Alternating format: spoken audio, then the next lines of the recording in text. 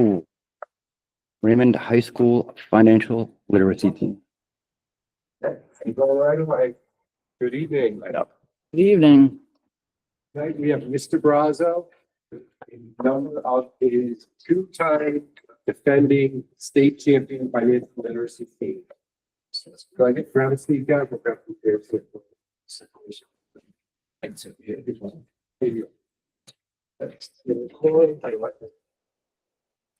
Yeah. Go. You got enough class, guys? Yeah. We got extra. No, go ahead. You guys did this. I'm just the eye candy. That's my line. You and I both. That is my line. Let me introduce the kids and I'll tell you about a little bit about the competition. And we had some kids who work, go figure, students who are financially literate, who are off with jobs and earning money, thankfully. So Aiden Howard was not able to be here. He's a senior. Clay Kramer, he's a senior. He wasn't able to be here either. Gustavo Da Silva is unable to be here tonight. He's working as well. Nathan Holt is a junior. He's unable to be here. And Jaden Turcott, another senior. So they are working. They are not able to be here. But I will let the members who are here introduce themselves. Daniel? Hi, my name's Daniel Hartman. I was the team captain for this year. I'm Theo Petelski. I'm Nick. I'm Maddie Doopy. I'm Alex Lamothe. So the for those of you who don't know, we've been here before and we've won a state championship and excuse me, we've been pretty successful, which is great. And I think in the last 6 years we've got 3 state championships and 2 runner-up trophies. So we've done pretty well for ourselves. So this is put on by the Jumpstart Coalition for the state of New Hampshire, and it starts with an online competition. It's to promote financial literacy amongst our students. And so they run this online competition to begin with, and it's based on the standards of financial literacy, the National Jumpstart Standards for Financial Literacy. And the online competition runs through February, right before February vacation. And with the online competition, you have it's kind of like a Jeopardy board. There are 30 questions that you answer. So you're looking at the board, it's online, you choose, and you've got different levels, just like Jeopardy. The ones at the bottom are worth top, excuse me. And what they do is they take, so schools can have as many students as they want take the test. And then they take the top 6 scores from each school and average them out. And then the top 6 schools get to go to the live competition. The live competition is held up in Concord. And at the live competition, you actually have buzzers and you're head-to-head now against other teams. So they seed you 1 through 6. They have 2 different rooms, and they have like 1, 3, and 5 in one room, and the others in the next room. And you're going head to head against the teams that are there. And from each room, 2 teams will make it, and then they go into one room, and then you're going head to head, and then you end up with championship where the top 2 teams are going against each other. And in that, it is again like the Jeopardy board, 30 questions. But the students all have buzzers. So they're sitting there holding the buzzer. They have a question master. That's the person who's reading the question. And when they think they know the answer, they buzz in. So whoever buzzes in first gets first chance to answer it. If our team gets it right, we get the points. If our team doesn't get it right, the other team then has a chance to answer it. Excuse me. And if they get it right, then they get the points. So this team went undefeated this year. They also went undefeated last year as well. And we have 3 members of the team here right now, perfectly spaced out, who were members of last year's team as well. So they've had 2 straight undefeated seasons. And it's great. Today I was at the Jumpstart State Conference for Business Teachers. I was up at that today up in Concord. And they asked some of the advisors to speak about it, the other, from the other schools. And the advisor from Winnacunnet stood up and said, well, we're in it to deal with our nemesis, Raymond. They're like, you know, we try to beat them every year. I just want to beat Raymond. I just want to, because the woman who started doing it over there, Janice Arsenault, who used to be on the board here, and she lives in town and everything. She's like, I always want to beat them. They put 300 students through the program this year, 300. And then they took the top 6 scores from that. We had 13, and our top 6 beat their top 6 out of 300. So that tells you how good these kids are. It tells you there's a competition level out there amongst those business teachers. We really like this competition, and we love it because the kids are learning. And what these guys do is during RAM, we would meet like once a week. And then as we got closer to the competition, we started doing twice a week. And then we ended up doing 3 times a week right before it. And we do like Kahoot. I have financial literacy calendars. I have financial literacy flashcards. So I've got all this material, and we train for it. And it's great because, you know, what I see these kids learning, you know, at this age, so that, you know, once they get out of here, I mean, they're the ones that are going to be taking care of us. So we want to make sure that they understand what they're doing. It's a great competition. The governor comes to the competition every year, which is great. The treasurer of the state, they show up too, commissioner of education. Everybody shows up for this because they realize how important it is for our students to be learning this material. So this is a great group right here. This is a really good group. So I'm excited 3 of them are going to be back out of this group. I'm sad that 2 of them are going to be gone next year, but I'm sure that they're going to, make Raymond proud. Do you have any questions for any of the kids? Always the toughest question to have to answer. Something investing related. Do we have any crypto questions? I don't know any critical questions. Sure. The crypto questions during the practice before the competition, the hardest, they really were.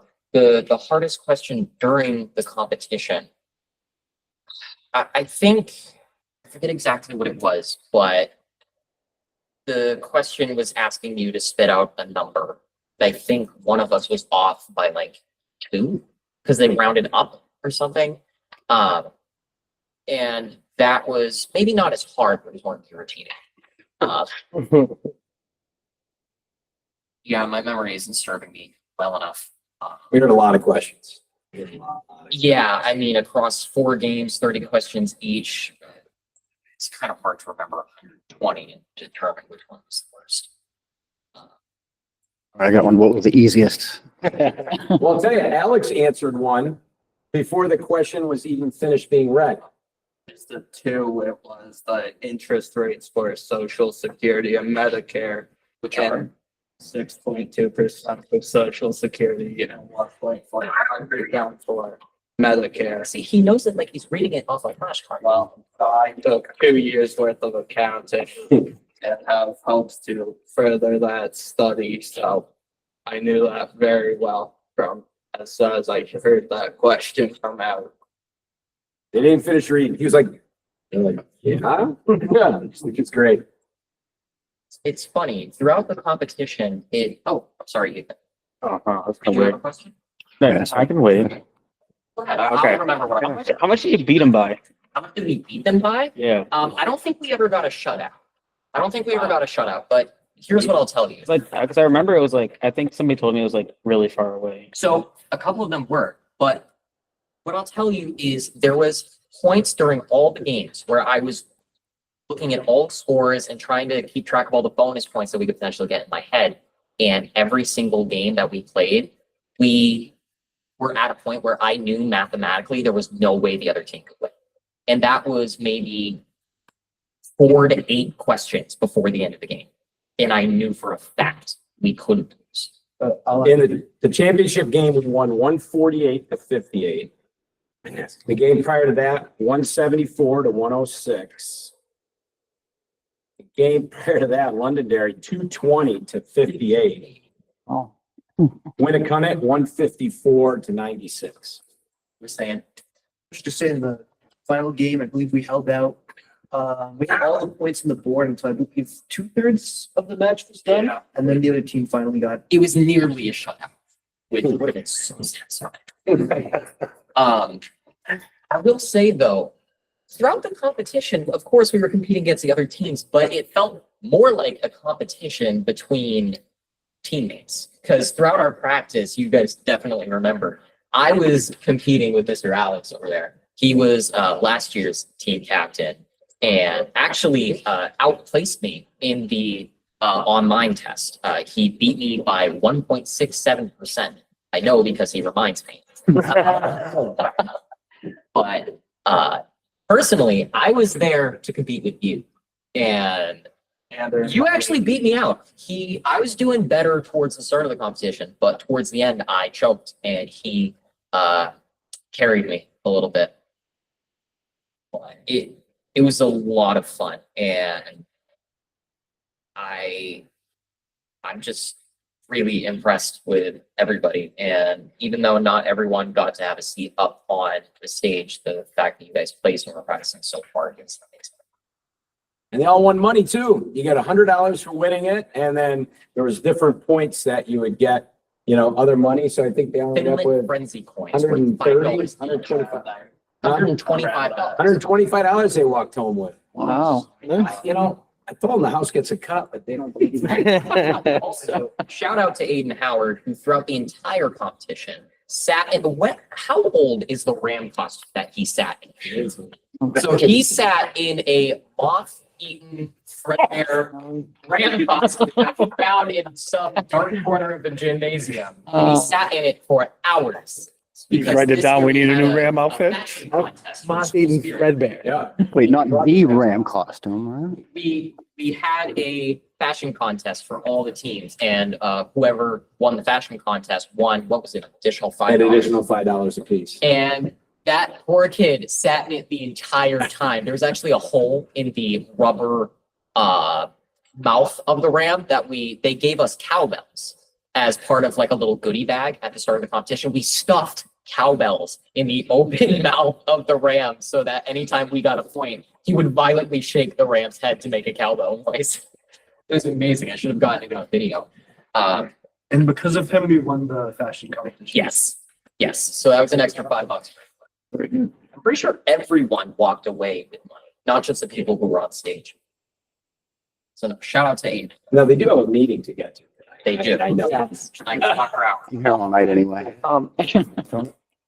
Yeah, no, just to put it in perspective for people, like Mr. Brazo will probably understand this, in the sense that how good these folks do is we're competing against big schools. And to think if we put our football team or soccer team or baseball team, softball against Londonderry or Winnacunnet, I don't think it would go as well. So just to congratulate you, one, and two, to recognize the significance of Raymond, the size we are, to do as well as we do. So congratulations. Thank you. Thank you. Yeah, congratulations. Dark horse, but I think we're a force to be reckoned with. I think as Mr. Brazo pointed out, we're well known in the financial world of business class. So congratulations. Thank you very much. It's you. It It's, was, I don't know if it still is, or because I know you can stream it, I believe. yes. They have a website where you can watch like a They, highlight well, reel. yes, they do highlights. They don't stream the event live because they don't want the questions to get out, because all the Jumpstart coalitions throughout the country. No, they used to do the finals live, I thought. at one No, time. they would, they're, So I'm watching it on delay and I didn't know it. yeah. Yeah.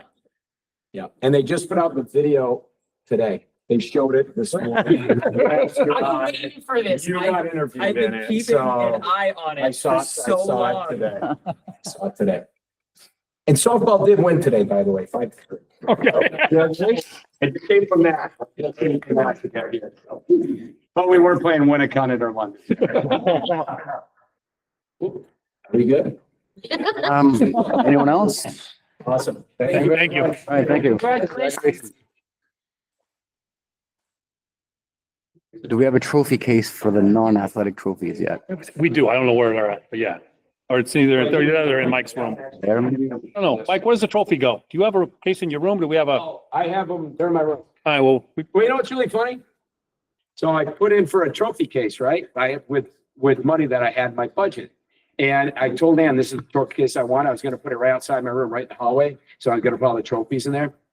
The shipping for it was like, it was more than the case itself. Because Ann called me during the summer. She's like, shipping is like $500. Do you still want it? I'm like, I don't have that much. That's more than the case itself. Well, hey, just. So if you find a case. We could find something. Got a wood shop down there. They're displayed in my. We're working on dugouts right now. They're not fine carpenters yet. They're rough carpenters. Yeah. And Something to strive for. Which we need. I stood in the rain today. So, for about 10 minutes. All right. Okay. Good job, you guys. Thank you. Good night, have a good day. All right. Non-public? I'll make a motion to go into non-public under RSA 91A:3, Roman numeral 2B. Second by Beth. Steve? Yes. John? Yes. Self, yes. Beth? Yep. Joe? Yes.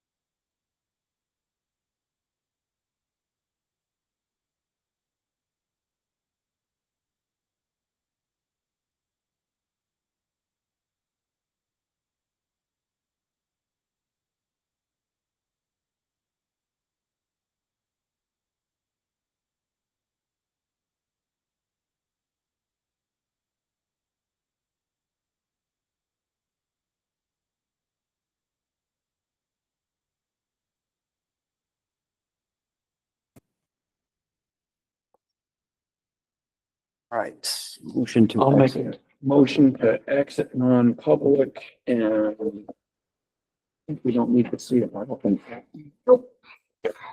Seconds. I'll give Beth a second. Eve? Yes. John? Yes. Tony, yes. Beth? Joe? Yes. Unanimous. All right. We are going to open public comment for anyone. Okay. We're gonna open for 30 minutes if you want to come down and speak. And student representative for the school board. Okay. So, I don't really have much to report. Probably the first AP exam of this year went off. It went pretty well. I mean, I was there. It went pretty well. There have been really no major reports or issues. The thing, outside with like the construction, the complaints have kind of died down. People are upset about the gym parking situations, but what are you gonna do, you know? Not much you can do. It's worse things. Yeah, I mean, not really much else there is to it. Oh, one thing though is that in the gym, all the training and like the weight room has been moved to not far, but in the trainer's room. Photography classroom. The old one. Yeah. The old tech room. And so a lot of people in the gym are not very pleased because they're not allowed to go into the weight room. But So you have to leave the gym now to utilize the weight room, you're saying? well, I don't know, because like nobody has asked, at least in my class, and I'll ask around, but like nobody has asked to like the actual teacher. And I don't think he would say yes, because like you can't watch them from all the way in the gym, you know? Geographically, how far away from the gym? It's not far. It's like, I mean, because if you're in the gym, you can't really watch the kids in the weight room anyway. If you can think Because about it's its own room. the Right. gym, walk down the hall towards Mr. Lacasse's band room, Mhm. and it's there on your right before you get to Mr. Lacasse's. Okay, so, And it's right after the shop. okay, so it's right there. Well, the thought process though too is that the athletic trainer will be in there a lot of the time. So there would be an adult in there. We just got to get some of the logistics worked out yet. We're just not there yet, but where they were, it was a closet.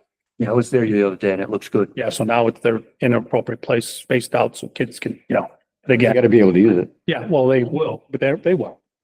Iron out details. Yeah. What it sounds like. What are we using the closet for? Well, storage, what it's supposed to be used for. Yeah, probably gotta. Yeah, wrestling mats, Yeah, yeah. not in the hallway, all the gym equipment that's been spread out all over the place. That's where it's in there. Ram Is costume. that the in little there. room that was in the corner of the gym? Yeah. I didn't care for the disparaging remarks about the Ram costume.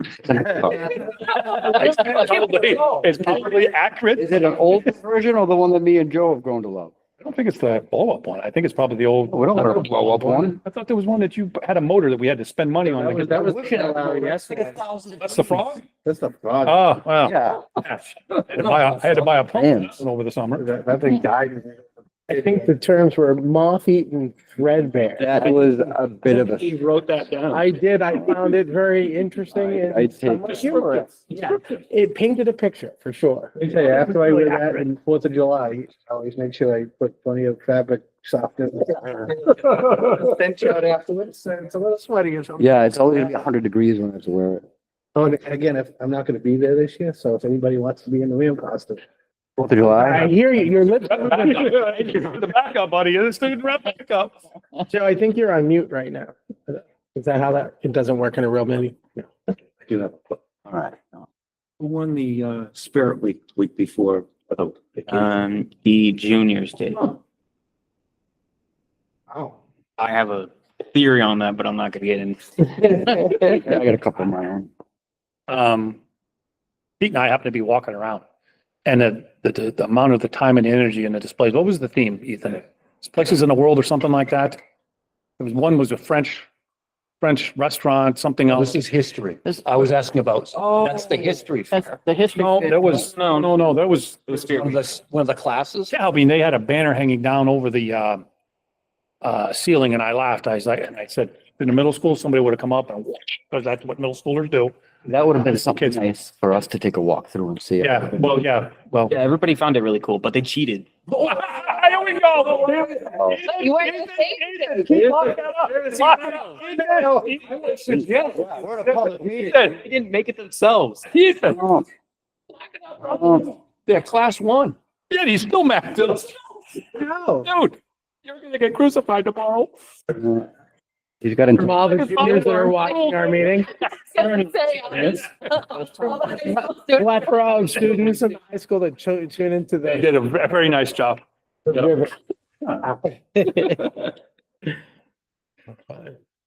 you got bud? Watched a couple weeks ago. Well, yeah. All right, are we, we're good with that? Anything else? Any questions for the student rep? All right, thank you very much. Nutrition Services Report to the Board. Is that right?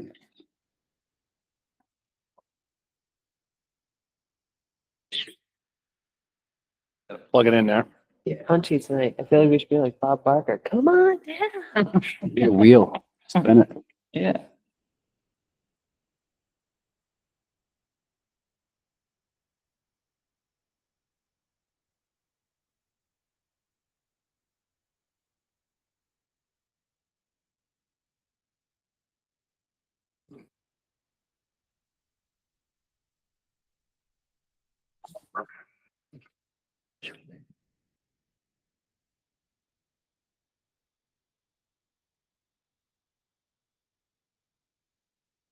There you go.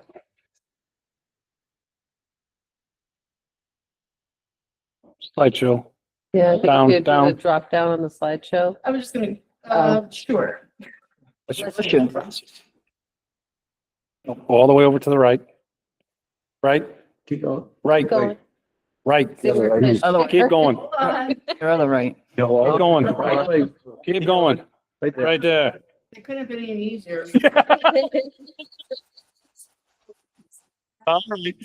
I actually help with technology. You go. Yes. Space bar. There we go. Gary. I know she was struggling with how to make it move. Overview, we're gonna go over the free and reduced percentages participation for our debt. Got some exciting menu items. And so we have some increases. I don't know if any of you had a chance to preview this prior. Got, on the left, we've got this current and year to date is on the right. Free and reduced percentages have decreased to 1%. We've got it's pretty kind of self-explanatory. Does anybody have any questions on this portion of it? That's kind of just driven by household income. Yeah, John? is there a reason why we are looking at May 2025 versus January of 24 as opposed to May of each year? That was just what we reported on last time. Oh, okay. So. That makes sense. Um, I understand. When I probably had a meeting around that time. No, that's when she was probably last year. Right. yeah. Which I was thinking we were comparing to something else, but anyways. Well, just to touch base on that, going back to the free and reduced. So one of the things I did notice because the transition took place for my position in November, that there were, I felt some families that were dropping off. So I think going into this next school year, more attention placed on reminders and getting those applications so they don't renew, drop off. Retention. Retention, yes, thank you. So that is something that is going to be a focus of mine as well. So year-to-date statistics, looking at this time period of last school year, I have some good progress. We've got increases In my notes here.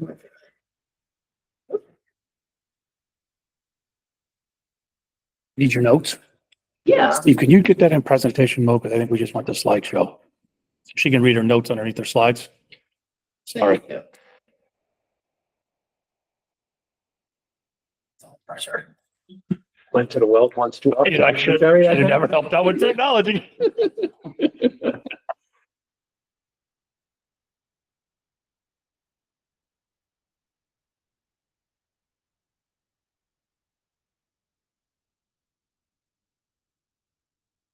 Usually do handwritten on the. Just on the first slide.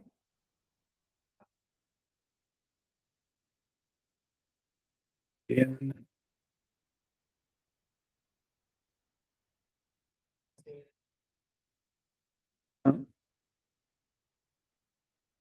we'll skip that.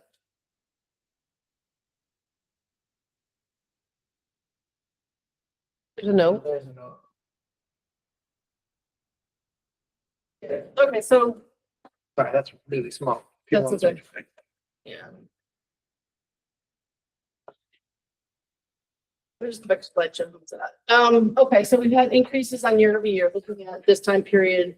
That we've had, I think, close to almost a 4,000 meal served increase from this current time period to where we were last year.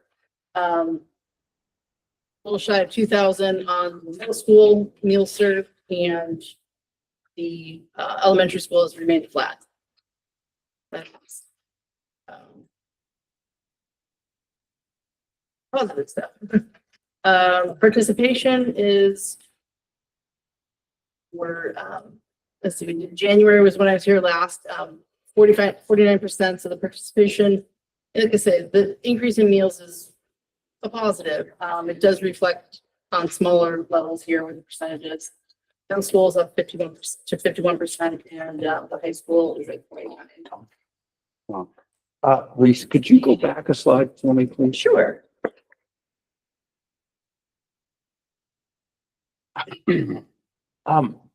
What I was gonna ask is, got a significant increase in lunches in, the high school compared to last year. Milk, breakfast and lunch, yes. Okay, Well, that's at this, I understand. My question is, what do we attribute that to? What did we do differently? Because the student population didn't increase. right, I think it's. I'm gonna like to say some of the menu items that we've changed. Yeah. I can agree with that. I think. Yeah, let's take a I slide. think we have a first hand. Yeah. Yeah, so. I right here. don't, I haven't actually tried, but what I've seen and what smelled, it's, what I've heard is that people are enjoying it more. Okay. I think we're just kind of fine tuning, elevating some of the, using the same ingredients, just kind of elevating it a bit on preparation and, presentation as far as like, how things are written and so forth. Yeah, because it's important, I think, to understand how we captured them so that we keep them captured. Yeah, I think Elise has made it clear too, we're serving more what the kids want I understand. and not, let's be real, if you've got cheeseburgers and pizza every day, kids are going to eat that pretty predominantly, so you're going to be okay, right, wrong? I mean, we don't want them to eat that every day. If we want to sell lunches and not be a parent and say, you will eat this spinach, they're going to pick or not pick anything at all. and mind you, all of the selections, a lot of, we are utilizing our commodities, everything falls within the National School Lunch Program, so. We are mindful of our ordering as far as our whole grain crust on our pizzas, our sauces, government commodities. And those are all items that are approved of the National Lunch Program. So it's just expanding the options, I think, and meeting the needs of the student body.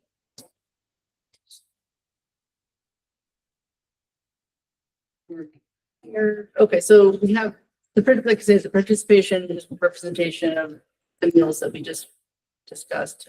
It's really just to give you an overview with 2021 up to the current 24-25.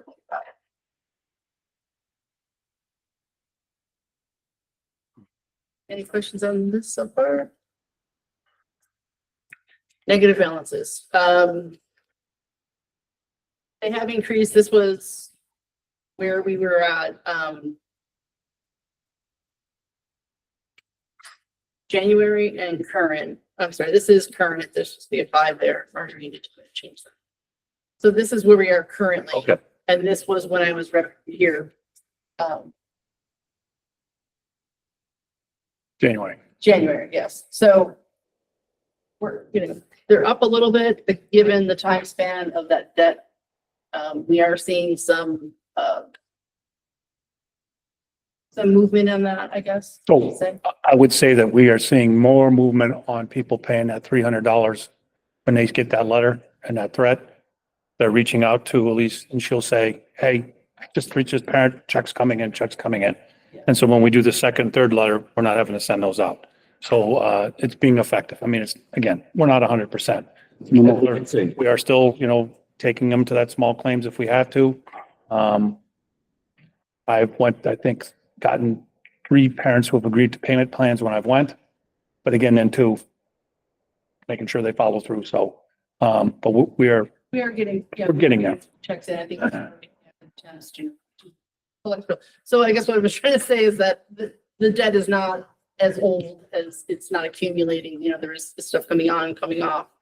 But if you take the span of several months, it's remained the same. So, this is accumulated from September forward. So. Could you give me a little more detail on like those letters? We just send letters to parents saying they owe money. Okay. I just want to make sure I got it correct. Okay. Taking his own minutes. Just Friday via email and then. A couple of weeks gone up in high school. That range of 50 to 150 and you'll see coming in on those levels. How many students in high school? 380? 350. Ish. It's around that. So do the other 200 kids just sit there and not eat, or do 200 other kids bring their own lunch? Like what happens at lunch where they don't eat? What's the other? Yeah, I mean, that's Well, what some we're lunches looking at. to be really early, so if you've had a big breakfast, you might not want to eat lunch. Yeah, first lunch is at I don't know 10:30. about that. I have a big breakfast every day. I also want to eat lunch. I'd say 3 things. First one is that they don't eat. Second is obviously they bring their own lunch. And third is that they're using their lunchtime to either go with meet with teachers, do nefarious things, or like go into the library. But that's only for first lunch. Those are 3 things that I can think of.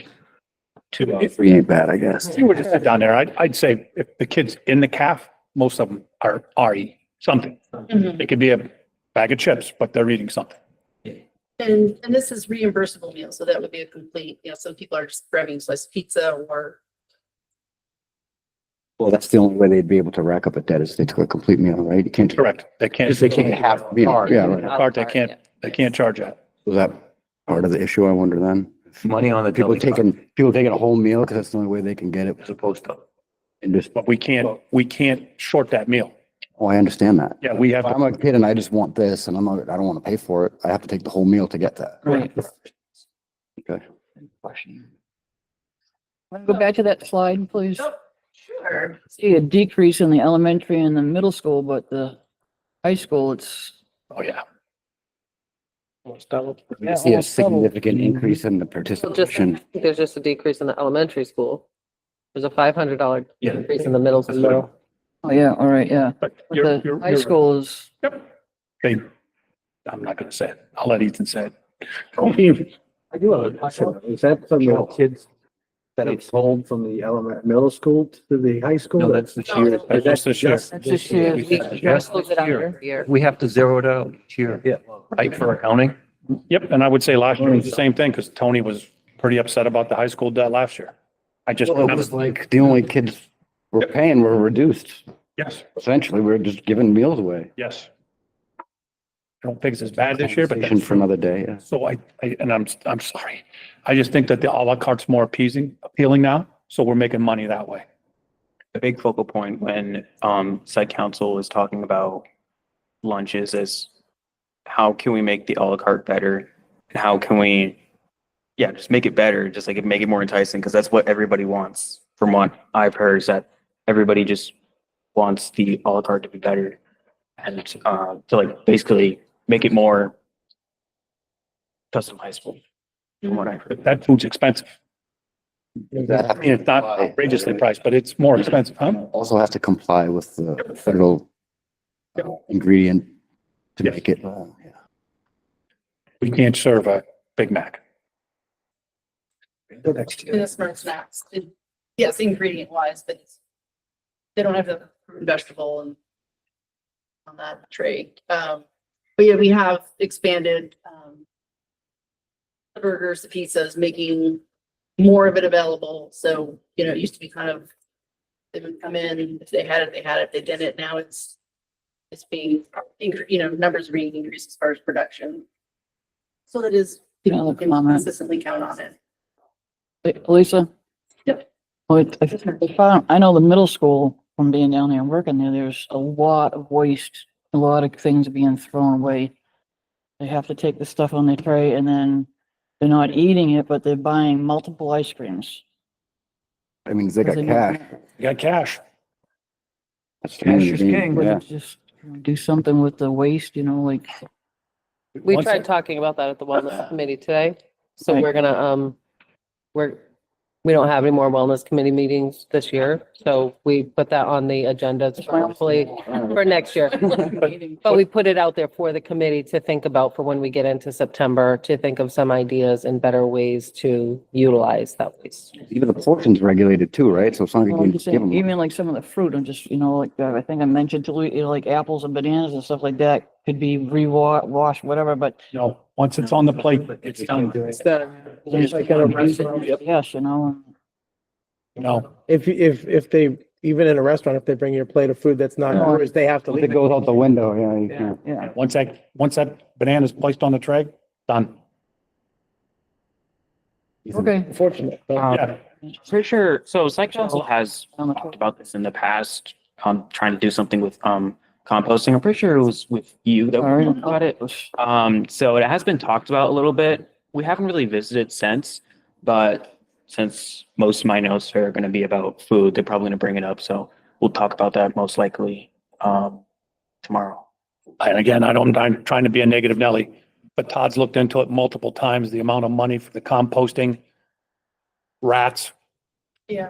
We didn't even, No. It's just, again, I've we didn't know about this. I've been down this road 100 times. I'm like, I Track get it. wildlife. You just, the best thing to do is to put that stuff in a steel tank, close it up and haul it away. And you're in a conservation land right there. You'll have all kinds You of. turn it. You got to have somebody to maintain it. The wrong stuff goes in it. Yeah. Kids got to make sure that they're not putting their milk containers. You know what I'm saying? This whole, Yeah, it's process. it's. Like it's- somebody has to be there to monitor. Yep. To make sure everything that's going in there is okay to go in there and we're not putting something in there that we shouldn't. In a previous school that I worked at, they tried to do this and we almost had to close the school due to a rat infestation due to the composting. Yeah, we don't need We don't that. have any farms anymore either. No, there's no farms. You can't, I mean, again, in Barrington, I can say this was a positive thing. We did have a hog farmer. Yeah. You take it, throw it, but all of a sudden he quit showing up. Now I got all this refuge. What am I doing here? I said, I'm done. I can't, you either you coming or you're not. Well, I sold my hogs. I got piglets. Well, dude, it's one or the other. I can't, you know, Can't just save a few months worth of track. oh, And like we were working in our, you know, kitchen environment is, you don't have the produce, like the fresh produce that we're kind of cutting up daily. A lot of the stuff comes in pre-cut or, you know, we're giving out whole hand fruit. So we don't have the trimmings of the vegetables or the compost produced in the kitchen. It would have to be kind of, like you say, sorted through the waste that be coming in from the kids, which we all mixed up. Okay. Fun. good ideas. My tax law. Yeah. Yeah, the board has talked about it for years, trying, periodically, every few years, we've talked about it. Todd has explained to us. That killed it. And then take the stuff that they don't want.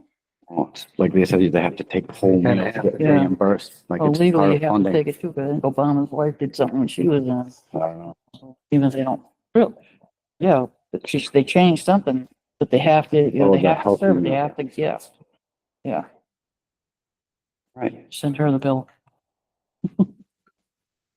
So there was some questions regarding the Domino's, which was very popular. And we have replaced that with our Pizza Palooza, which is made in-house. And Domino's was a great program. I think it did bring a lot of excitement. The cost per is $1 per slice, which I think offers a better budget. This is what we're offering now. So this is what students will have at the high school. We have a similar version of this at the middle school, which is the square pizzas. So they do get the varieties here. Our cost is 38 cents per slice. They have the variety, whereas Domino's was brought in only cheese. Slightly smaller slice, this is a bigger slice, more cost effective. And for the most part, students really love it. I mean, they do a great job making these pizzas by the, by the batch instead of just bringing it all on once and having it sit there in the warmer. I was just gonna say that, yeah, I've noticed, I barely eat school lunch, but the one time that I did it pretty late and the pizza was almost like gone. So it's definitely like a big ticket item and like a lot of people seem to enjoy it and it is good. It is good. So, Looks good. Have to come by for lunch, yeah. Yeah, I'll be setting that up. Oh, we'll go do it. I'm gonna change that Friday meeting to a lunch meeting. Yeah. There you go. Some more pictures. Okay, so this is students there. We did start out with the Smash Burger event, which was using our commodity ground beef, making it into patties and actually pressing them. We replaced it with the burger bar, which seems to be equally as enjoyable. We're doing this sauce here, which has been called, it's kind of like the Whopper sauce, but we call it the Ram sauce, and that is our government commodities and at their finest. The burger bar, we fresh fries and other government commodities. A lot healthier. Those are oven cooked. I did style the photo a little bit, so it's not. Food prep there. Questions.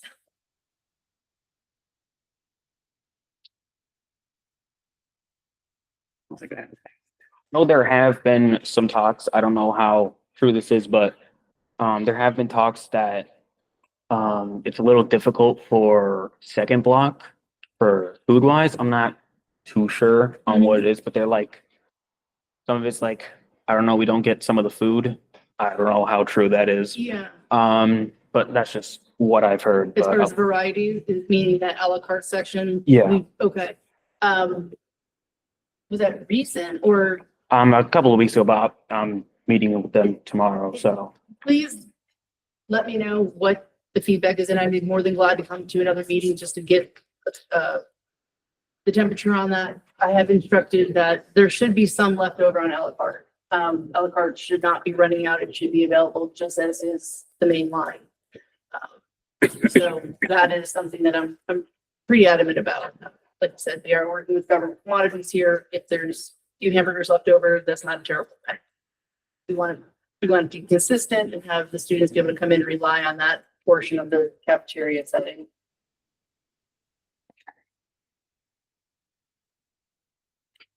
All right, anyone else? Joe? I know we talked about certain things at the meeting today. Yeah. Possibly putting another water thing down by the gym, but maybe an old fashioned one. Again, I know we talked about that before. Big, heavy one, They can't move. bolted to the ground. Well, you're having Walk around. issues with Well, no, that's why they moved them, because people were shaking them when they fall out of the thing. It jams up the stupid arm thing that comes. It's hard to find an old one. You just need an old one that just, just turns the wheel inside and it just drops right down. That's all you need. Serving glass bottles and. Underneath. There you go. Oh, the snack. We talked about this, probably is not, an uncommon problem. So there's got to be some type of solution. I mean, the camera's there, but I think having more water seems very, or maybe adding some machines, if we can find areas where they're not going to be destroyed. back in my day, we put tape on the bill and you can't get back out. Not supposed to tell them how. You can't do that anymore. They caught on to that. So, yeah, it's just, I don't want to be, but I just can't have Pete and Joanne chasing kids all day because they're jamming machines up with water and it wasn't worth the $10 revenue. Get away. More of like a health Yeah. aspect as well.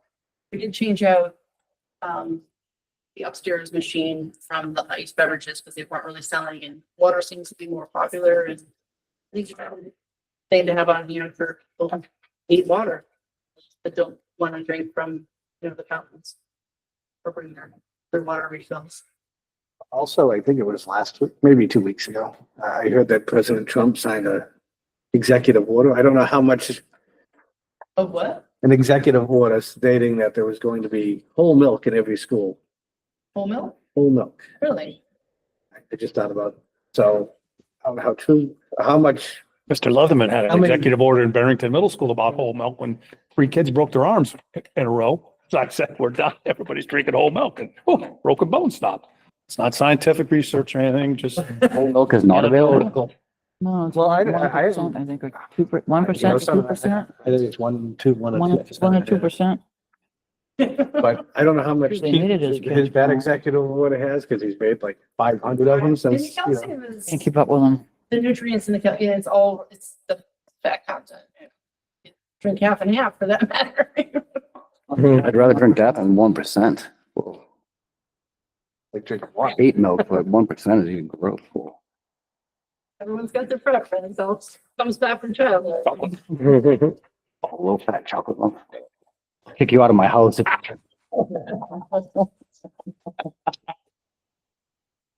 Anything, any questions, any directions that you'd like to see program?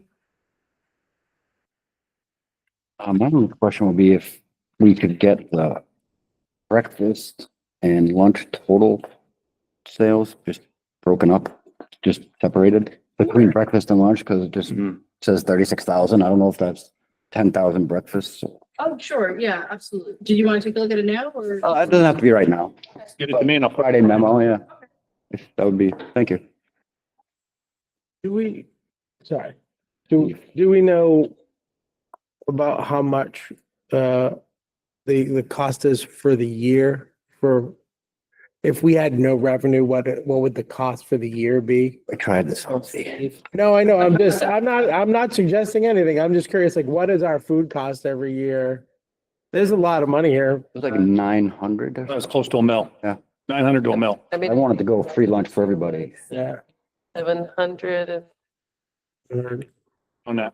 about $800,000 for the expenses that we had budgeted for. But that includes all the That includes salary, salaries. benefits. I mean, just because what we're trying to do is cover food costs with the revenues, right? Not the No, staff costs. you're supposed to cover it all. It's supposed to run like a restaurant. yeah. So is this 17,000 that we're short? That's just food that was purchased that isn't being paid for. That doesn't count the rest of the shortages. Consider it dine and dash, yeah. Yeah. The shortage is always benefits. Since I've been here, it's the benefits. It's not the wages. Yeah. It's always, I look at, and John's, we're $100,000 in the hole to start the year because of benefits. That's just, it is what it is. Yeah, I was just trying to right perspective in terms of what I was looking at. That's all. It was Mr. Harmon. That's fine. Mr. Harmon. That's fine. Mine's a little off. Okay, then. Steve, are you looking at what is the parent debt? 17,000? Yeah, I guess I was, Because that's the parents' debt of is- 17. Off revenue. Yeah, we did, Unpaid. just- they weren't paid. Yeah, it's meals that were sold that weren't paid, but that's not what it costs. Cost for us to make those meals isn't 17,000. Correct. I could give you something close to that. I mean, I could give you a ballpark, not right this second, but more or less. Yeah. Yeah, because there's a cost of the goods that we were gonna sell, that we paid for versus the revenue we were gonna generate. Okay, so. That's what I was trying If to. I could just jump in on this, I'll get right to you. Thinking that way, how much are we reimbursed for each meal? Does that cover the food cost? Like, because if the kid doesn't pay, we get reimbursed for giving the meal, right? Yes. So how far off, 50 cents, 75 cents a meal we usually get. is that adequate? Yes. So it's like nothing. Yes, I was gonna That's say the about like federal. 60. Huh? And that's the federal money. Yes. correct, for each. So they give us 50 cents a meal. I'm ballparking here, Tony. I'll Right. also ballpark, let's call it $1. Yep. Just, Yep. so we're selling food that kids don't want to get that, like, that doesn't make sense to me. No, no, I feel like we'd make more money. There's other, yeah. I understand it. So a lot of the food that is produced is through the commodities that we receive. So we do have our PFG, which is our broadline. So a lot of that plate cost is brought in through the commodities, which is basically most, free food, essentially. So there is a value to that, but that's why we try to utilize all much we can on the commodities. I mean, a pound of cheese, let's say it's $1, but the commodities, it might be 20 cents for a pound. You still have to pay for the cheese, but instead of, When we buy it from them. it's 20 cents that we have to pay the government. But The government cheese, everybody talks about government cheese. So, it's 20 cents. Go up on it, yeah. Yeah. So, yeah, that's the commodity. cheese, all the chicken product, that's why I said we're working, really leverage the creativity. Today we did an Asian chicken. Typically, we may have brought in popcorn chicken from PFG at, $100 a case. Today we're using the commodity chicken, which is pretty decent, our barbecue chicken on the pizza, the commodity chicken. So if we drop the program all entirely, it would be very tight to do it without commodities. To be done, it would be a very scaled down. I am prepared for whatever this next season brings as far as the economy. So, I mean, if we had to really scale things back and feed all these kids, we can do it. Rest assured. I just always ask myself, is the hassle worth what we're getting in return? I don't know if it is in this. Have I got to you yet? No. Just a little off topic. I forgot to mention that today was supposed to be Operation Cleanup, but since due to the weather, it didn't happen. Big sad. I'm part of RCFY, so that was especially sad for me, but just want to make you guys aware of that. Thank you. One big thing with the meals is we've looked at, paying, I know I've asked this before, yeah. but then we weren't too sure if you get now I think it's over $4 for the free meal. For the reduced meal, you wouldn't get that reimbursed back because you're sitting there saying that we can pay for every meal. So we weren't too sure about that, and that's a big part of the program too. I mean, you're looking at, how many kids in 21%. Yeah. So you lose that income as well from the federal government. So, I mean, the program would work if you'd have to do an increase somewhere to, $5.25 a meal. I have programs that are private schools that, we were running a 35% food cost at $5.25 a meal and serving, lots of tater tots, lots of pizza. But they kids, it was costly. It was. Yeah, I don't know if I could It sleep wouldn't. at night charging $5.25 a meal.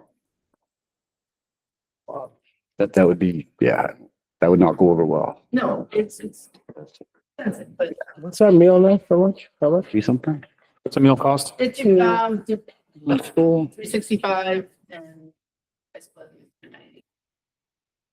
I think sometime this summer, we've got, I forget what the form is we have to fill out. And we'll come Appeal back, tool. Like 10 cents or we'll have typically to. we do it around now. Yeah. The phone they didn't come back with from the state last year? Well, yeah, so yeah, we gotta, Jen was asking me about that this time. I said, I think we gotta wait for that, whatever form. to come back. And one more question, do these sales numbers, 36,000, whatever, does that include, potential staff sales? Like, do you know what the staff participation is? Do they eat the school That would lunch? fall into a la carte.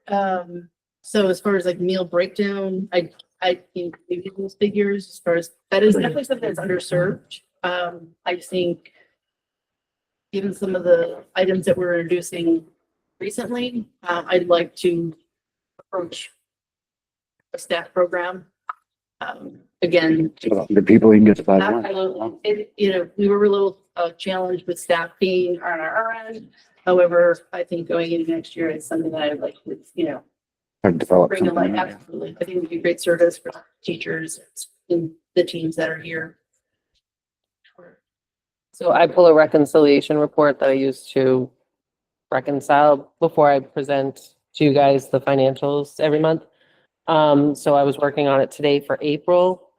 For April, we sold $70 worth of adult breakfast. That's district-wide, and $325 for adult lunches district-wide. So Roughly. 400.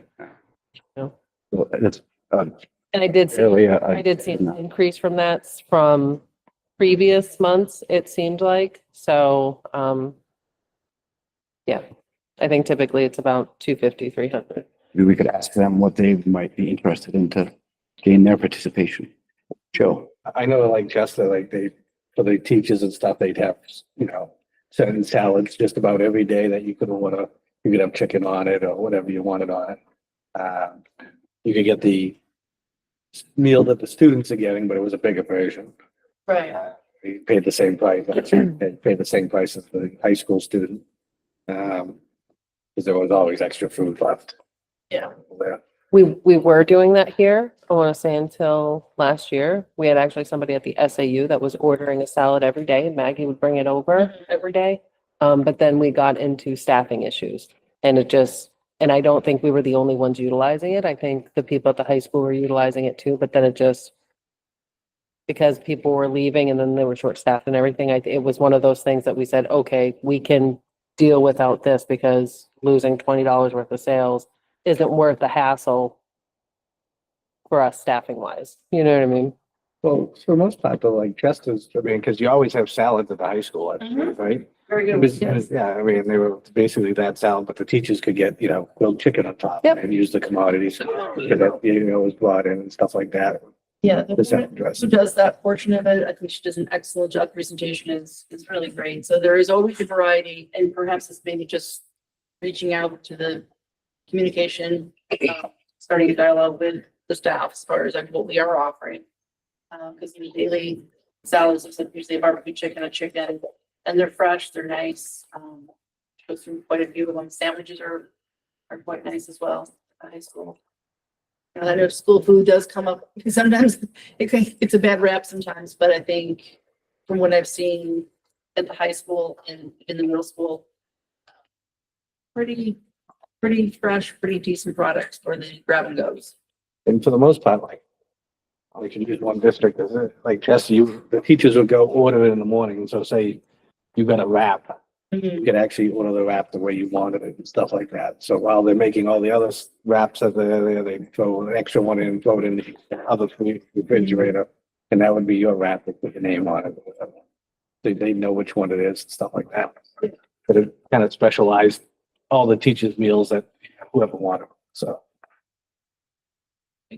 Certainly we implement that. I mean, the customization is always a little bit more of a labor effort, but I would love to do that. It'd be great next step for next year. Anything else? Right, anything else? Thank you. Thank you very much. Thank you. Have a great night. Thank you too. Thanks, Elise. Good night. Is it Elisa or Alyssa? I go by Elise. Elise? Yeah. Sorry. Screwing it up too. I said it wrong. I apologize. Yeah, no problem.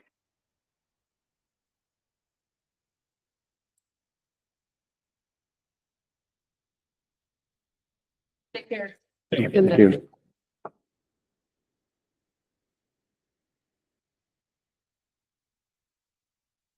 Oh, yeah, that's me. EEI payments. Want to run this one? Because you got the lawyer opinion too.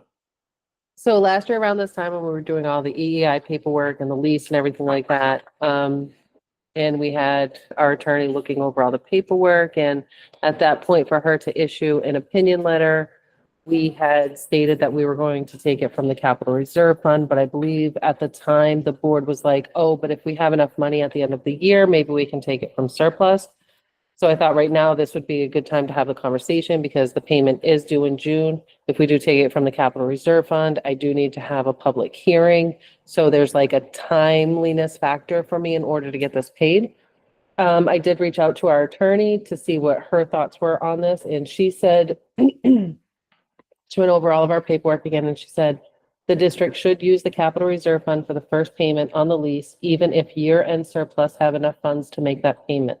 As you may recall, the district did not include an appropriation in the warrant for the lease purchase agreement because the school board and budget committee agreed to take the first payment from the capital reserve fund. My guess is that the decision was made to avoid a tax impact to voters by using the capital reserve fund, which already had the funds. By using the surplus for the first payment instead of the capital reserve fund, there will be a tax impact. In addition, changing how the first payment is made may create more opposition to the project. Sorry, There's a- before this question, could you read that last I just Yeah. want to hear the last sentence again. Well, I want to comment on the budget committee. Yeah, From our operating. It was removed from our budget, right? So it Right. was removed from our budget, so it's not budgeted for Mhm. this year. Well, wait a minute, I think Steve wanted. Yeah, to- I just want to hear the last sentence one more time, sorry. So we've obviously reached out to legal a lot in regards to this project Yes. because of the pushback that we've received. She said, in addition, changing how the first payment is made may create more opposition to the project. Sorry, two sentences back. The one about the tax impact. By using the surplus for the first payment instead of the capital reserve fund, there will be a tax impact. Yes. That's what I was missing. Okay. And No, Joe was not. Yeah, first I'll kind of disagree with that one because, yeah, when we actually put the warrant article together and we say we're gonna use surplus funds for something at zero tax impacts, so now you can actually switch that to that. well, you're just using tax dollars Yeah, to but make the payment. But that was for next year's budget.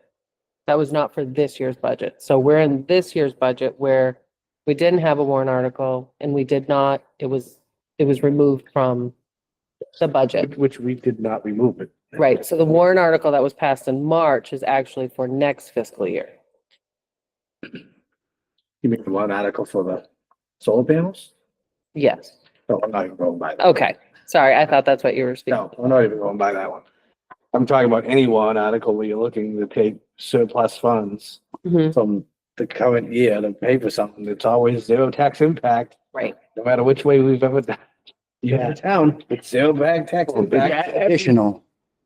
Yeah. Yeah, but I mean, it's still. Every warrant article the town put out this year was read exactly like that. We're gonna take money from existing funds, so there's no tax impact, No additional tax. no additional tax.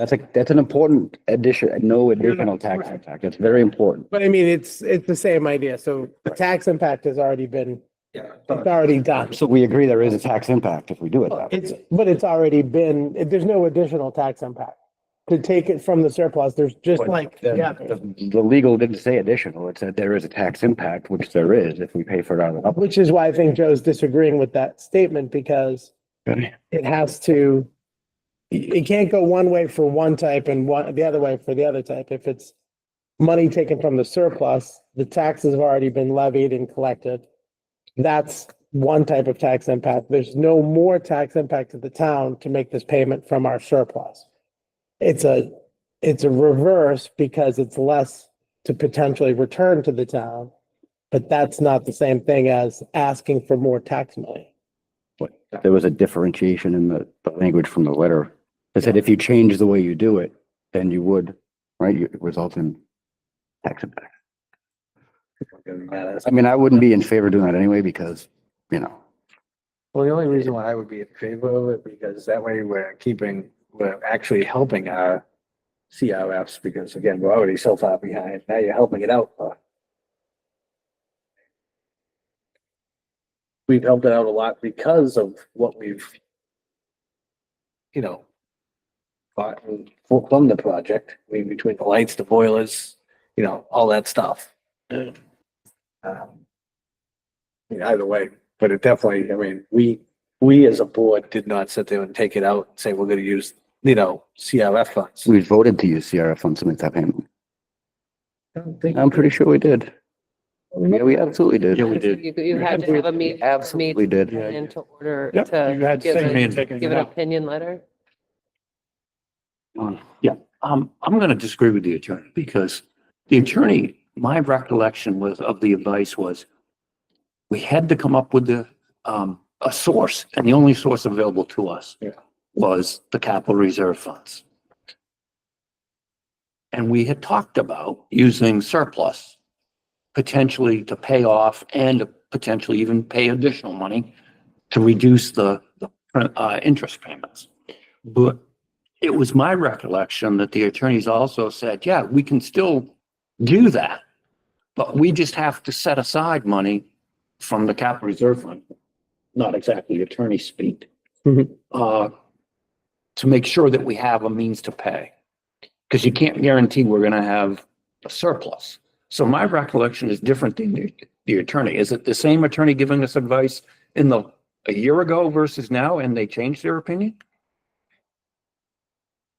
That scares me that in a year's time, their opinion has changed because we were told one thing, is my recollection. I don't have the minutes or the attorney advice in front of me, so I can't, because I didn't know that was what was going to be discussed. But I would suggest we look to see if they're contradicting their own advice from about a year ago. And I don't remember exactly the time frame. But when we were told we had to do the CRF, it was my understanding we could use, if we chose, and we had money left over, we could do that. But until then, you have to use CRF. So basically like a collateral.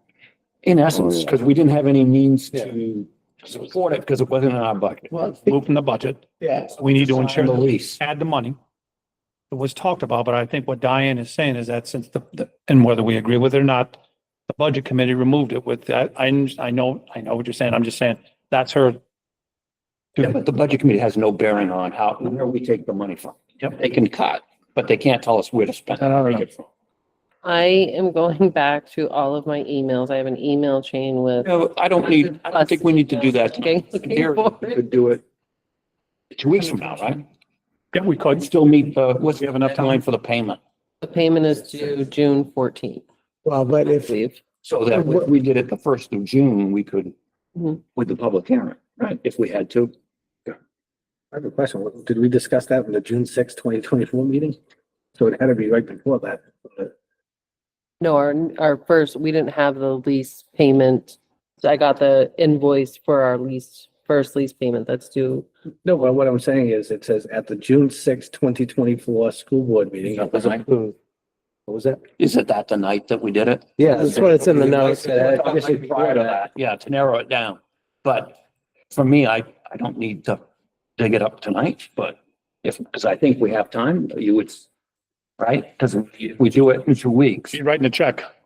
I'm just trying to see if I can find it really quickly. I mean, Just 'cause we're, at the end of the day, sorry, go ahead. I don't understand. If we have a surplus that we could take a payment out of, how's that going to impact any of the taxes? We've already got the surplus. We've Well, already the got money. impact is that we don't return it, thus reducing this coming year's tax rate. Does that make sense? So, for example, we're using 450,000 to put to our capital reserve fund. The voters approved that. If we hadn't done that, we would have used that money potentially to reduce the tax rate by 450,000 for the following year. And thus, that's I believe it's a no impact is correct statement. Additional impact, that's fine too. But again, it's all opinion. So if that makes sense. So, yeah.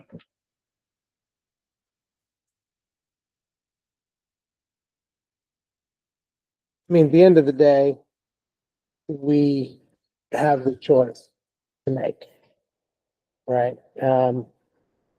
We've already approved it. And I think the only decision we need to make today is, do we just stick with the original decision? And the reason, again, we had to have a place that the money could come from because there was no guarantee we'd have anything reserved. So we couldn't say we were going to do this and then have nothing to back it up. So we said that we would take it from CRF. So we could just keep it that way and do it. What is our surplus looking like it'll be at? so at your last financial update, it was almost $800,000. Is that after the CRF? Warrant article, that's before the warrant article. So after the warrant article, it'll be around 350. But that doesn't include revenue, correct? It does not include revenue. And that's estimated at the last meeting, 400. 400 for the special ed aid, but with You the had told us shortfall from 400. Medicaid. But there's going to be a shortfall from Medicaid probably. So it'd probably be about 300, I would say. Because I thought you had said that the last meeting it was 400, so 300, that's fine. So So now 650, 750. right? Because 800 minus 450 is 350 plus 300 is 650,000, Yes. right? Yeah. So, and our payment is ballpark 260 for the lease. It's really 250 and change, but, 58. Nine. and 60 cents is what I remember. I think you're correct. I've looked at it a lot. So if we take the 260 out of the 650, there's still money for us to return to the town. It's not like nothing goes back. Tony, you were correct. This actually says, on the June 6, 2024 meeting, it says 258,059.77 from the school district capital reserve fund for the payment of first energy lease efficiency program. As our attorneys advise that users must take action to earmark the funds for the first installment of payments for the DEI project before she can write her opinion letter to finalize the lease documents. Yeah, but again, I think there was additional information that the attorney indicated that, you know, once we do that, that's fine. And then we can make a decision in the spring, I thought. I recall it that way too. So I would just like to, if there's differing opinions, can we reach out and find out what changed? Because I don't think anything legally has changed. And that's my opinion. I'd like to know all the facts before we try to decide on what we're gonna do. I guess I'm not seeing that big a discrepancy between the two things. The first suggestion was take it from the CRF and earmark it, which we did. And that's where we stand today. The question was, should we take it from the surplus? And the only difference now is last year they said you can. And this year they're saying you can. But they're saying there's a tax impact, which technically I guess there is, because we wouldn't be returning the money. There's no additional tax expense for the town. We're not levying extra money from the town. So I don't know what other information we could get from them that we don't already have to make a choice to either leave it the way it is or take it from the surplus. That, I guess my question, John, is what do you expect will be more clear than it is today? Because we have the two opinions. When did we get that opinion, Marjorie? This week? Last week?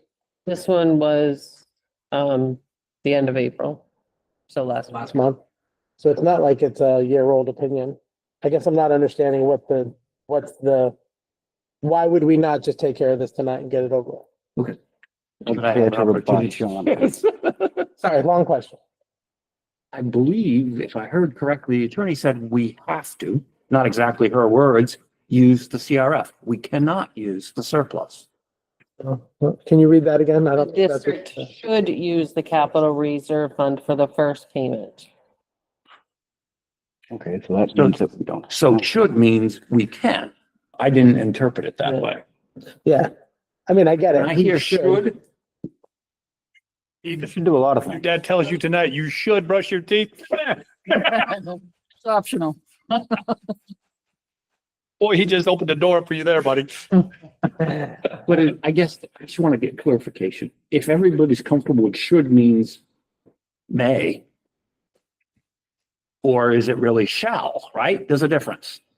In attorney speak, it's, Should, to me, if an attorney's saying should, it gives you the option. If it was an absolute, she. and I'm, Yeah, I think she would have said you have to. I'm good. Yeah, Should takes a recommendation, seems like a recommendation. I mean, it's a strong recommendation, and I'm not saying we have to take it out of the surplus, but I know we have discussed it in the past. I have a question before I make my motion. We had discussed potentially increasing the payment above and beyond the 250 or 260 number to include some more to decrease the interest that we have to pay down the loan. Is the board interested in doing that? If not, I won't make the motion that way. I'll make it to the exact amount. I have a question on that.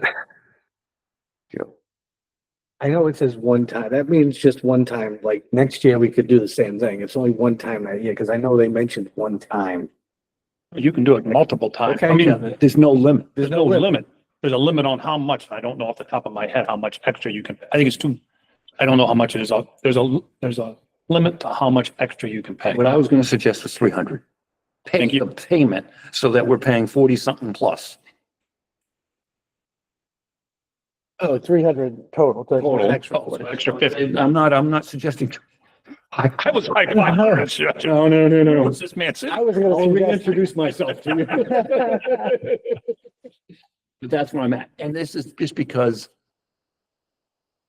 we're getting down to, we're not gonna have much return if we, you know, so, and this being our first year, let's testing the waters as it were. So I'll make a motion that we, pay EEI payment of $300,000 taken from the surplus from the current fiscal year. Second. Sure. Second discussion? Um, so just to clarify, you said surplus, not CRF. Surplus from our. Yeah, I just want to make sure I heard it. yeah, I don't know how I feel about that. All right. Vote. All those in favor? All those in favor? Aye. Those opposed, me? That's 4-1.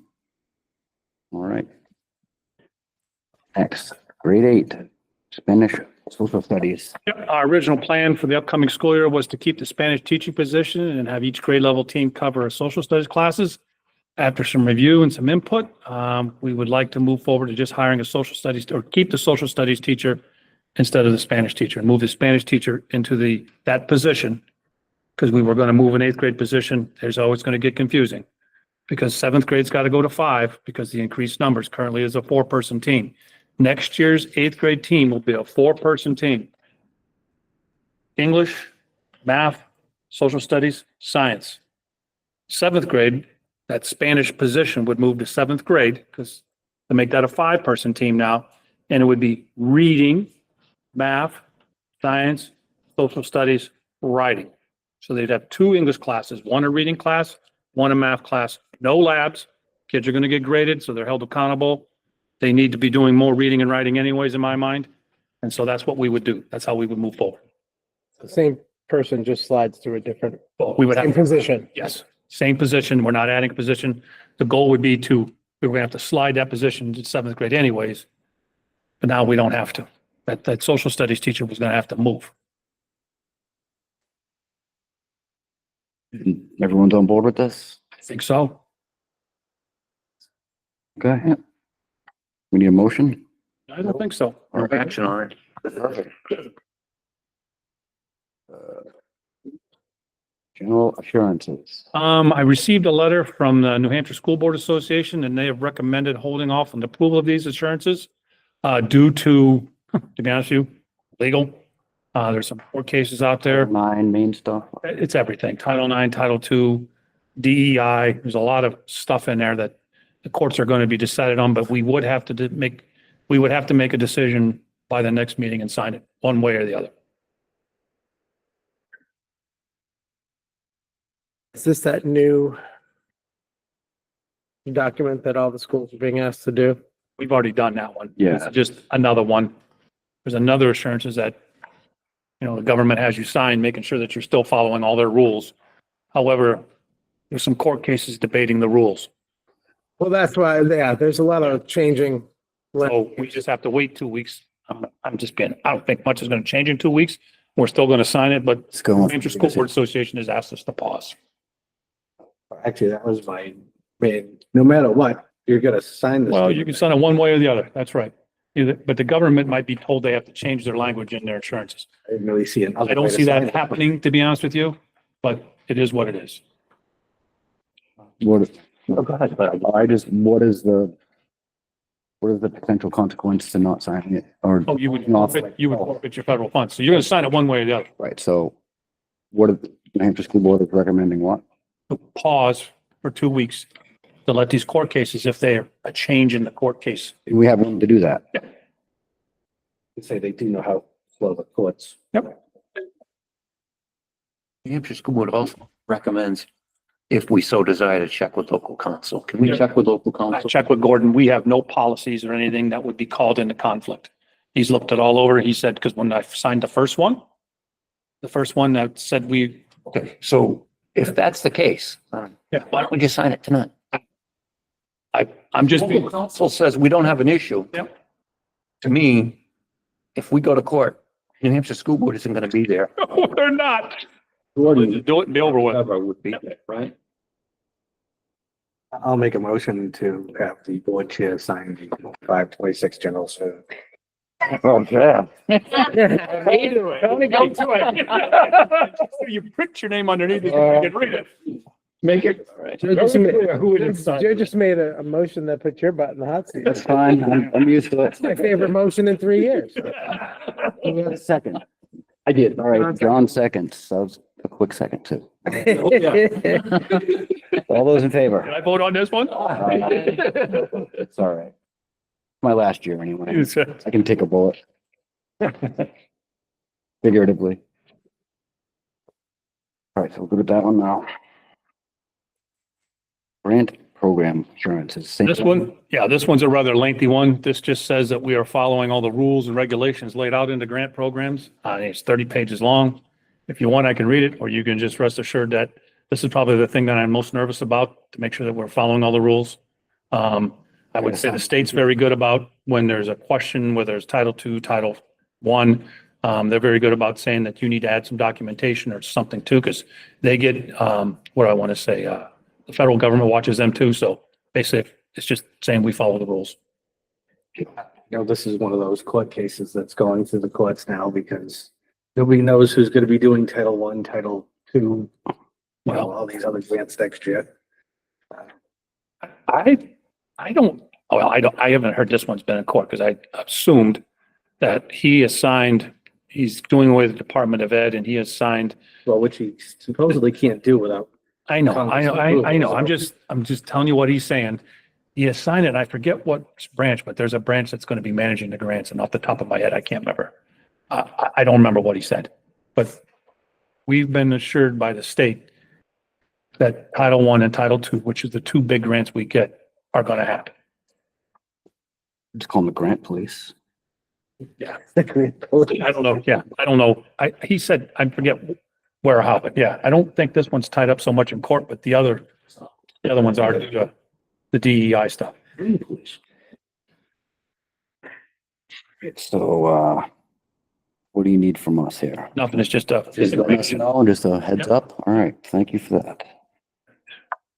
I'm doing a lot of talking here. Oh yeah, you're up next too with Gotta the find it now. strategic plan update. All right.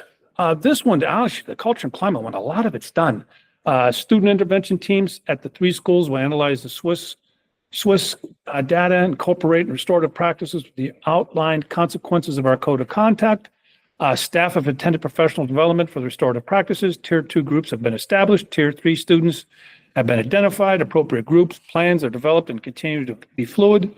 Buildings continue to meet. PD is being scheduled for the summer and next year. And this is, it's a ongoing thing. It's not something that's done in one PD day or 2. It's something that we're going to continue to work on and move forward with. Behavior, the BAT team will provide baseline data for daily attendance as well as school refusal when students are in school, collaboration at all 3 levels. That moved over. I actually included our truancy rates. I found that in the state level. I also included, I put this in a Friday memo too, but I included the statewide truancy rates. I don't have a lot of faith. I think ours are accurate. I don't have a lot of faith in what the state, and I highlighted a few, and I won't call those districts out, but I highlighted in that Friday memo in that packet some school districts where I'm like, when you're running 0 or you're running close to 100%, that doesn't make sense to me. Yeah. So, Show me a school with 100% of their kids in it. yeah, Well, I think there's a difference though, right? Because it's 10 days. Yep. I So think that's the 9, unexcused absence. 9 days. Yeah. And they're not listed. Correct. So I guess my question though is did you reach out to any of the questionable districts? No. No. No, I don't want to call them out, but If it's not useful information, then why share it? with yeah. us Well, I just, in the future. yeah. Yeah. But if it's accurate, Well, And do those districts have a high school? yeah. I mean, one of them's eyelined and it's like, holy smokes. One, I mean, there's 1,000 kids and 900 of them are considered truant. That's not accurate. Or their policies or rules or regulations or how they consider half days or something is wonky. right, but move the goalposts, because if we're gonna compare ourselves, which is helpful for us to do, because, we can talk all we want that, we've got what? And it's not up to date, but last year we had, 34 out of basically for every 100 kids, we had 34 that were tardy or truant, right? How do we compare that? Yeah. If we don't have anything to compare it against, and we do have numbers, if they're questioning accuracy, then we should investigate if they're accurate. I can reach out to them. I wouldn't, just do a few, and if you find out that none of them are right, Yeah. you don't have to, the list should be short. I have a couple friends at a certain school that I can reach out to that. But some of the districts that had low number, it wouldn't surprise me Yeah. because of the community. Yeah, I wouldn't doubt that too, but I also highlighted a couple. I'm like, but I don't think that's accurate. Find out what they got for lunch percentage, participation. The district will use exit survey data. We continue to offer. Not a lot of people really take us up on it again. And it's salary. I mean, we can talk about the individual leaving most of his salary. Conduct a culture and climate survey. I think Karen and I are talking about getting that out soon. Say something, just, we've had some illnesses and stuff. It's just trying to get some time to get that out. I think that's it. No, any questions? And you're up again. Oh, gee. Nominations. Oh, boy. Here we go. Where'd I do with that? I got it. All right. Carol Hartley, special ed teacher, middle school. Make a motion to approve the nomination of Carol Hartley. Second. All right, second by Beth. Any discussion? All those in favor? Aye. Aye, unanimous. Caitlin Tar, occupational therapist, district-wide. Make a motion to nominate Caitlin Tarr as an OT for district-wide. Second. Second by Beth. Discussion? None. Call for the vote. Aye. Aye. High school kids, plug your ears. Mr. Josh Forkey, curriculum coordinator, SAU. I'll make a motion to approve the nomination of Joshua Forkey for curriculum coordinator. Second by Beth. Discussion? He's been a fantastic teacher. I know I'm gonna have a couple disappointed kids that. We weren't supposed to try to announce it, so we moved through this with the kids. didn't hear No, it. they got So we it. gave Josh kind of an opportunity, but thanks, Joe. I don't know how many kids are actually. Oh, what are you talking about? Yeah, This is Nathan, this is my TV. That out of the report. Gonna tell them. They pause all the YouTubes for that. Yeah. All right, so, all those in favor? Aye. Carl Gregory, tech ed teacher, Raymond High School. Make a motion to accept the nomination of Carl Gregory for high school teacher. Second. Second by Beth. Discussion? So. We're not accepting to hire him, are we? Oh, nomination. I said nomination. Yeah. Did you? Yeah, I thought you said hire. I don't You know. said hire. Okay, I'll make a motion to accept the nomination of Carl Gregory. Second. Second. Roger looks puzzled. What's the?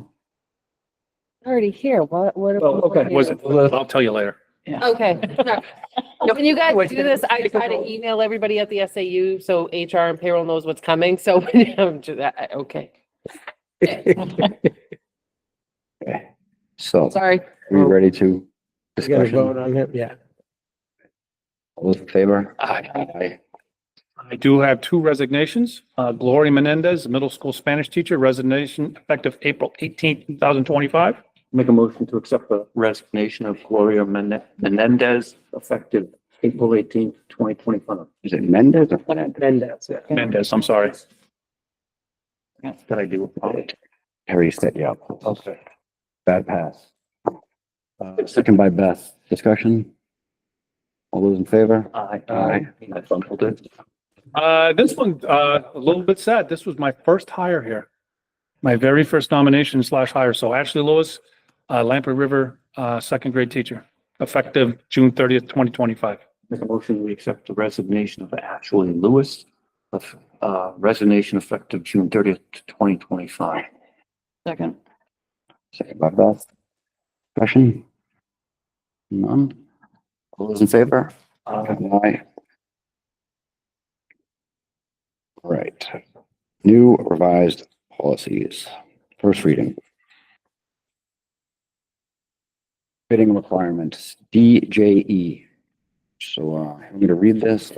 No, The changes, you can read the red. what's on the agenda. Be a nice little synopsis, yeah. Revision to this policy reflect updates recommended by the SAU to bring the policy up to current practice. That didn't really help. But we've all had a chance to look at it. Yeah, just the bidding process. People watching, I guess they've had.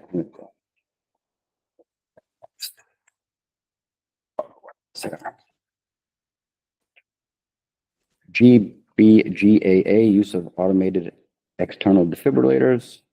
Proposed revision, proposed revised policy reflects updates to match our policy to the current New Hampshire School Board Association sample policy. As per New Hampshire School Board Association, recent updates were made in response to the passage of SB 379, which, among other things, amended provision in RSA 240-C relating to location and maintenance of AEDs.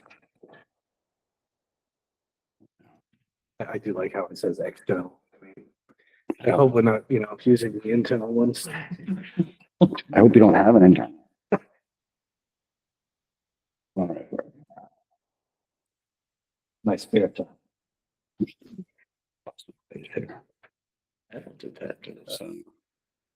Oh, there's more to that one. New Hampshire School Board has this policy tri-coded in 3 sections. Yeah. No, we just. Next one, JIHC, use of metal detectors. The policy committee is recommending adoption of this policy based on the New Hampshire School Board Association sample policy. Everywhere where we mentioned, we want to add contraband wherever it says weapons, so that contraband or weapons is about that. We didn't add that. We just had it in one sentence, but it needs to be. Okay. Where it says weapons and or contraband. The New Hampshire, just a clarification, the New Hampshire School Board Association didn't include contraband. Yep. So We're adding. this was talked about surrounding vape devices. So is contraband defined anywhere in any other, anything that can be referenced? Like, if I want to know what do you mean by contraband when I read this policy, is that defined somewhere? 'Cause that could be anything. We could do any, Contraband is something that's illegal, Illegal. Yeah. something that you're not supposed to have on your body. we could come up with a definition. Just to be, I don't like to leave too much room for error. Something like a law not allowed on school grounds Yeah. about that. Does that make sense? Yeah, Anyway, anything we'll let the prohibited, yeah. Administration come up with something. Got it.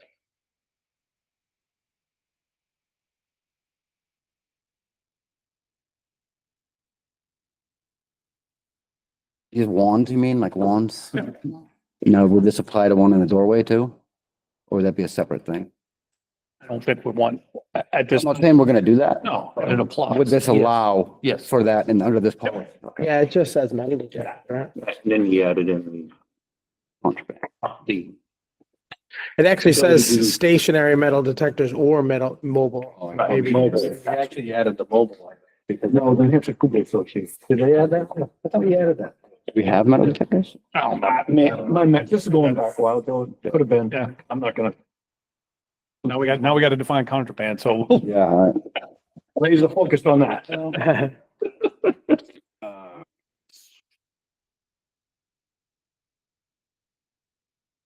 Right, policy annual review. Second reading one? This is just something we have to do yearly for the audit.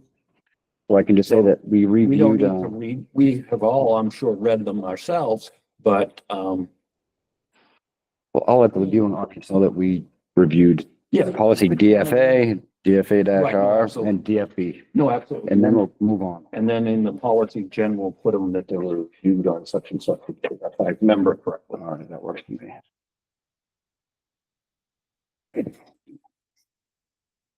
Principals report to the board format. All right. This Who's taking the lead on that one? I can start, and I know there's a plethora of opinions, and then I'll sit back. Shocking. So, I think one thing that we've talked about is maybe breaking it up a little bit. I think that, our Pete's on the quarter system and Tom and Amy are on the trimester system. They could come on trimesters and Pete could do the quarters. That would cut down some time because you wouldn't have 3 reports on one night, but 1 and 2. I think that could be key. We also discussed too, a time limit somewhat where we say, while we could say it's 15 minutes, we know it'll go to 30 minutes because we're not very good with time. Last one wasn't too bad. Well, there was no data discussed. It was happy things Be and positive. discipline. So there wasn't the iReady data. So that's why I went quick. And I told them, oh, this is going to go fast. Yeah, one, I wouldn't support having, Tom and Amy come in every 3 months or whatever it is, Trimesters. trimester. Yeah. Because I want to hear from them on a quarterly basis. The highest people in their building, I think we deserve to have them come in at least quarterly. Number 2, we had originally stipulated that the information that we would get from them, we would read and they would highlight 2 or 3 items. They were highlighting more than 2 or 3 items. Trying to get them to stop. I really am. So it's not, in this case, the board was innocent on that one. We're guilty of many things, but that wasn't one of them on the last one. I think what was discussed more to the point was whether we wanted to do all of them in the same night because of data, especially when the nights are data related. If memory serves me, I don't want to speak for the board, but that's my recollection of what it was. Is that accurate or am I missing it? Everybody had different opinions. What do you got going? I've got the ball rolling. Like an errant bowler. You just threw it and you walked away. Yeah, this one, we talked a lot about this one and I feel like we spend, those nights are brutal, for us and for them. We spend half an hour, 45 minutes per school, pretty regularly. I missed the last one, so I got to miss the short one. I missed the pleasant, fun, easy one. But so I feel like we get the documents ahead of time. I would love to see a 15 to 20 minute time slot on the agenda with the idea knowing that we never keep to our time. I would love to see the schools come in with I'd love to see the principals come in with 2 awesome things, 2 things they're working on, and maybe a quick update on some behavior stuff, unless there's some major issue. If it's just sort of a routine, I think the pressure on them to come in with a 45-minute presentation or half-hour presentation, where essentially we read through 15 to 22 slides that we should be looking at ahead of time. It becomes very, frankly, tedious. And by the time the third principal and I know they keep switching it up so that they don't have to be last, but by the time that third principal goes, my mind is completely, Vending machine. yeah, I mean, I'm looking for caffeine. And nothing against what they're saying. Everything they're saying is No. very important and very good. It's just it's a data dump of like a huge, It's a lot to process. it's a lot to process. It's the magnitude is immense. So I would love to see a 1 and 2, whether you want it quarterly, try. I like the idea of when their trimester ends, because it's like a nice button. It's an easy time for them to come up with data because they've already gathered it for their use. And when we dig into the data that comes up, I'd love to see more summary data with the availability of the detail. We do spend a lot of time tweaking little details of how it's presented and what columns they're in, and unless it just becomes a lot of discussion and it becomes very difficult to maintain focus. So I'm not saying we can't ask for changes, but I would love to see us keep them a shorter amount of time, higher level summaries, give us the details so we can dig into it ourselves. I'm not saying I want the data, but I don't think we need to read 15 pages word for word. I think it's a lot of time for them and a lot of time for us. That would be sort of where I'd like to see it go. It does seem to be a lot.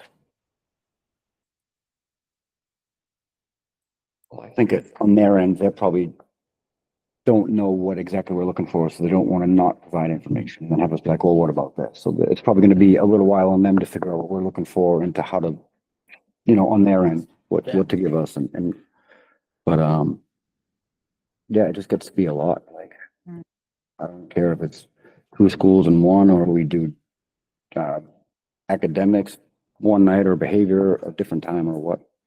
But again, if we could have it like it was last time with a little bit of data in there, do the same thing we did on the data side as we did with those 3. I mean, I think we could try that before we go reinvent the wheel. I mean, I'll agree with both. I mean, the data is good. But do we really need to put half the town to sleep? We're talking about red lines, green lines, and red lines with those slashes in them, and I'm not even too sure our cameras can even pick up looking at that screen.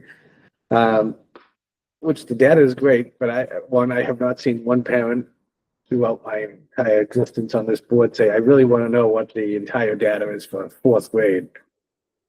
They really want to know about their own personal situation. They're not looking at every student. We should be, yes, because we're on the board. Most people that are, there, and we should get it. And if we have a question about it, we can bring it up.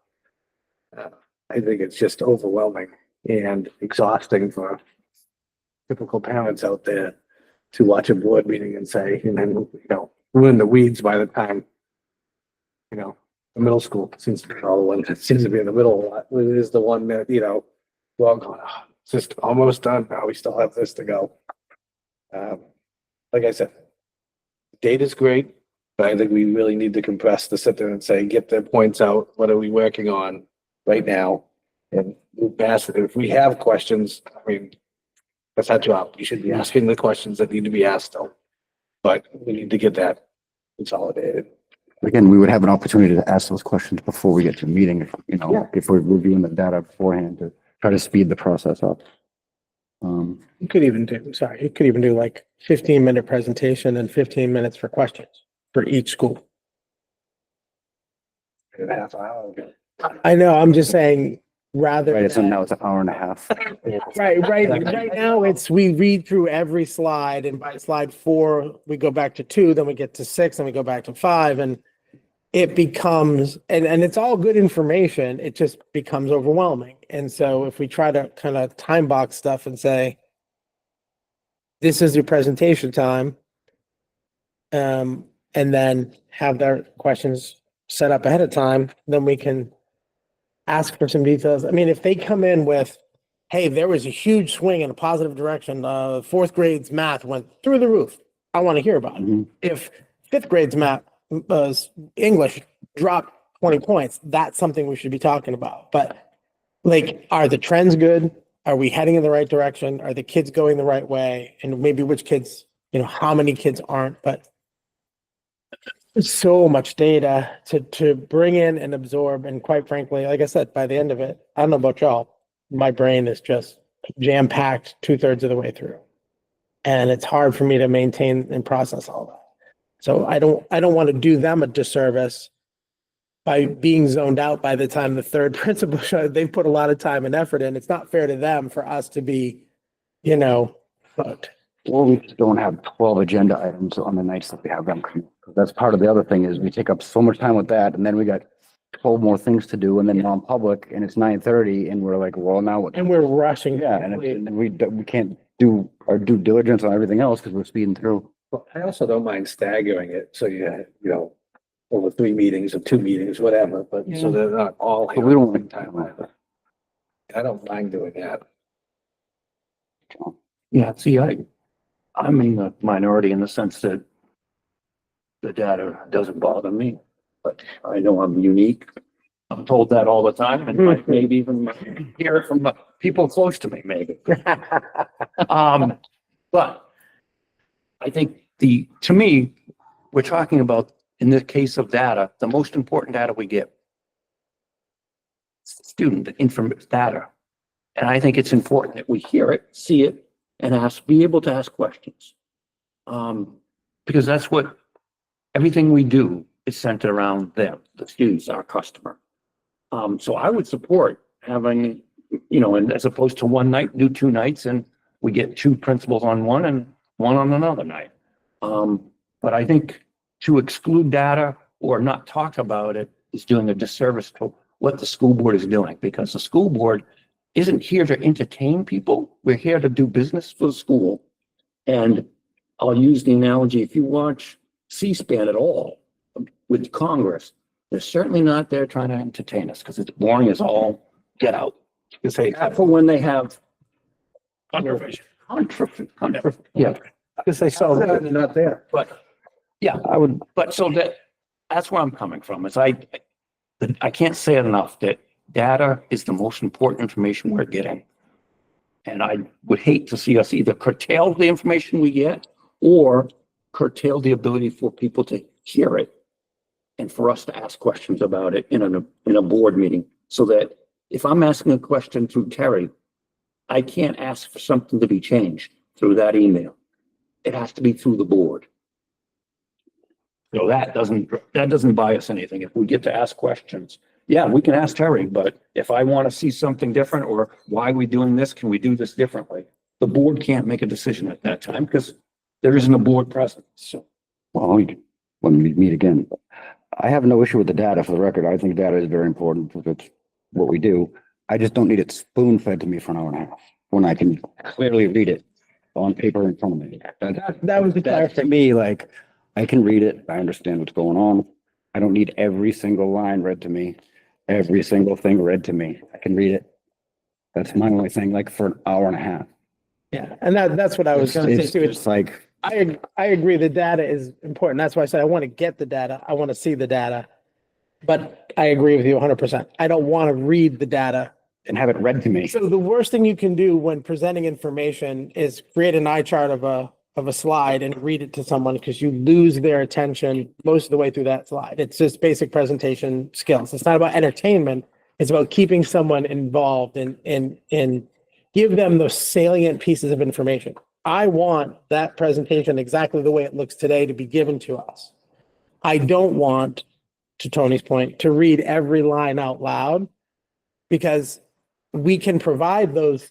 Do we post all that information? Yeah, I think that's all available. Website Friday. I would love to see us say, hey, here's the link. If you want to read the stuff in detail, we've gone through it. We're going to ask the questions about the high points that we're interested in. If you're interested in the data, here it is. We get it all. I just don't think it has to be literally spoken word for word for the maybe 15 people that are watching us. 15, wow. I know, I'm what's going on. That's One all. thing, and I'll use the example for, when a elementary school teacher, principal's here talking about their grade levels, what I'm expecting to see is one individual. For example, kindergarten reading scores, math scores, and they then talk about what's going on, why are they at where they're at, and what are they doing to improve that. And that would be the case for each school. For me, each grade, we'd hear about the highs. And you don't need, as you're right, hopefully they're not reading word for word. Yeah, we can all do that. But they're adding information that we don't see or hear until the meeting time. Right. Because to do that, I think that's what I'm looking for, is not what's on the chart, but interpreting the chart. Because that's really their expertise. It's not ours.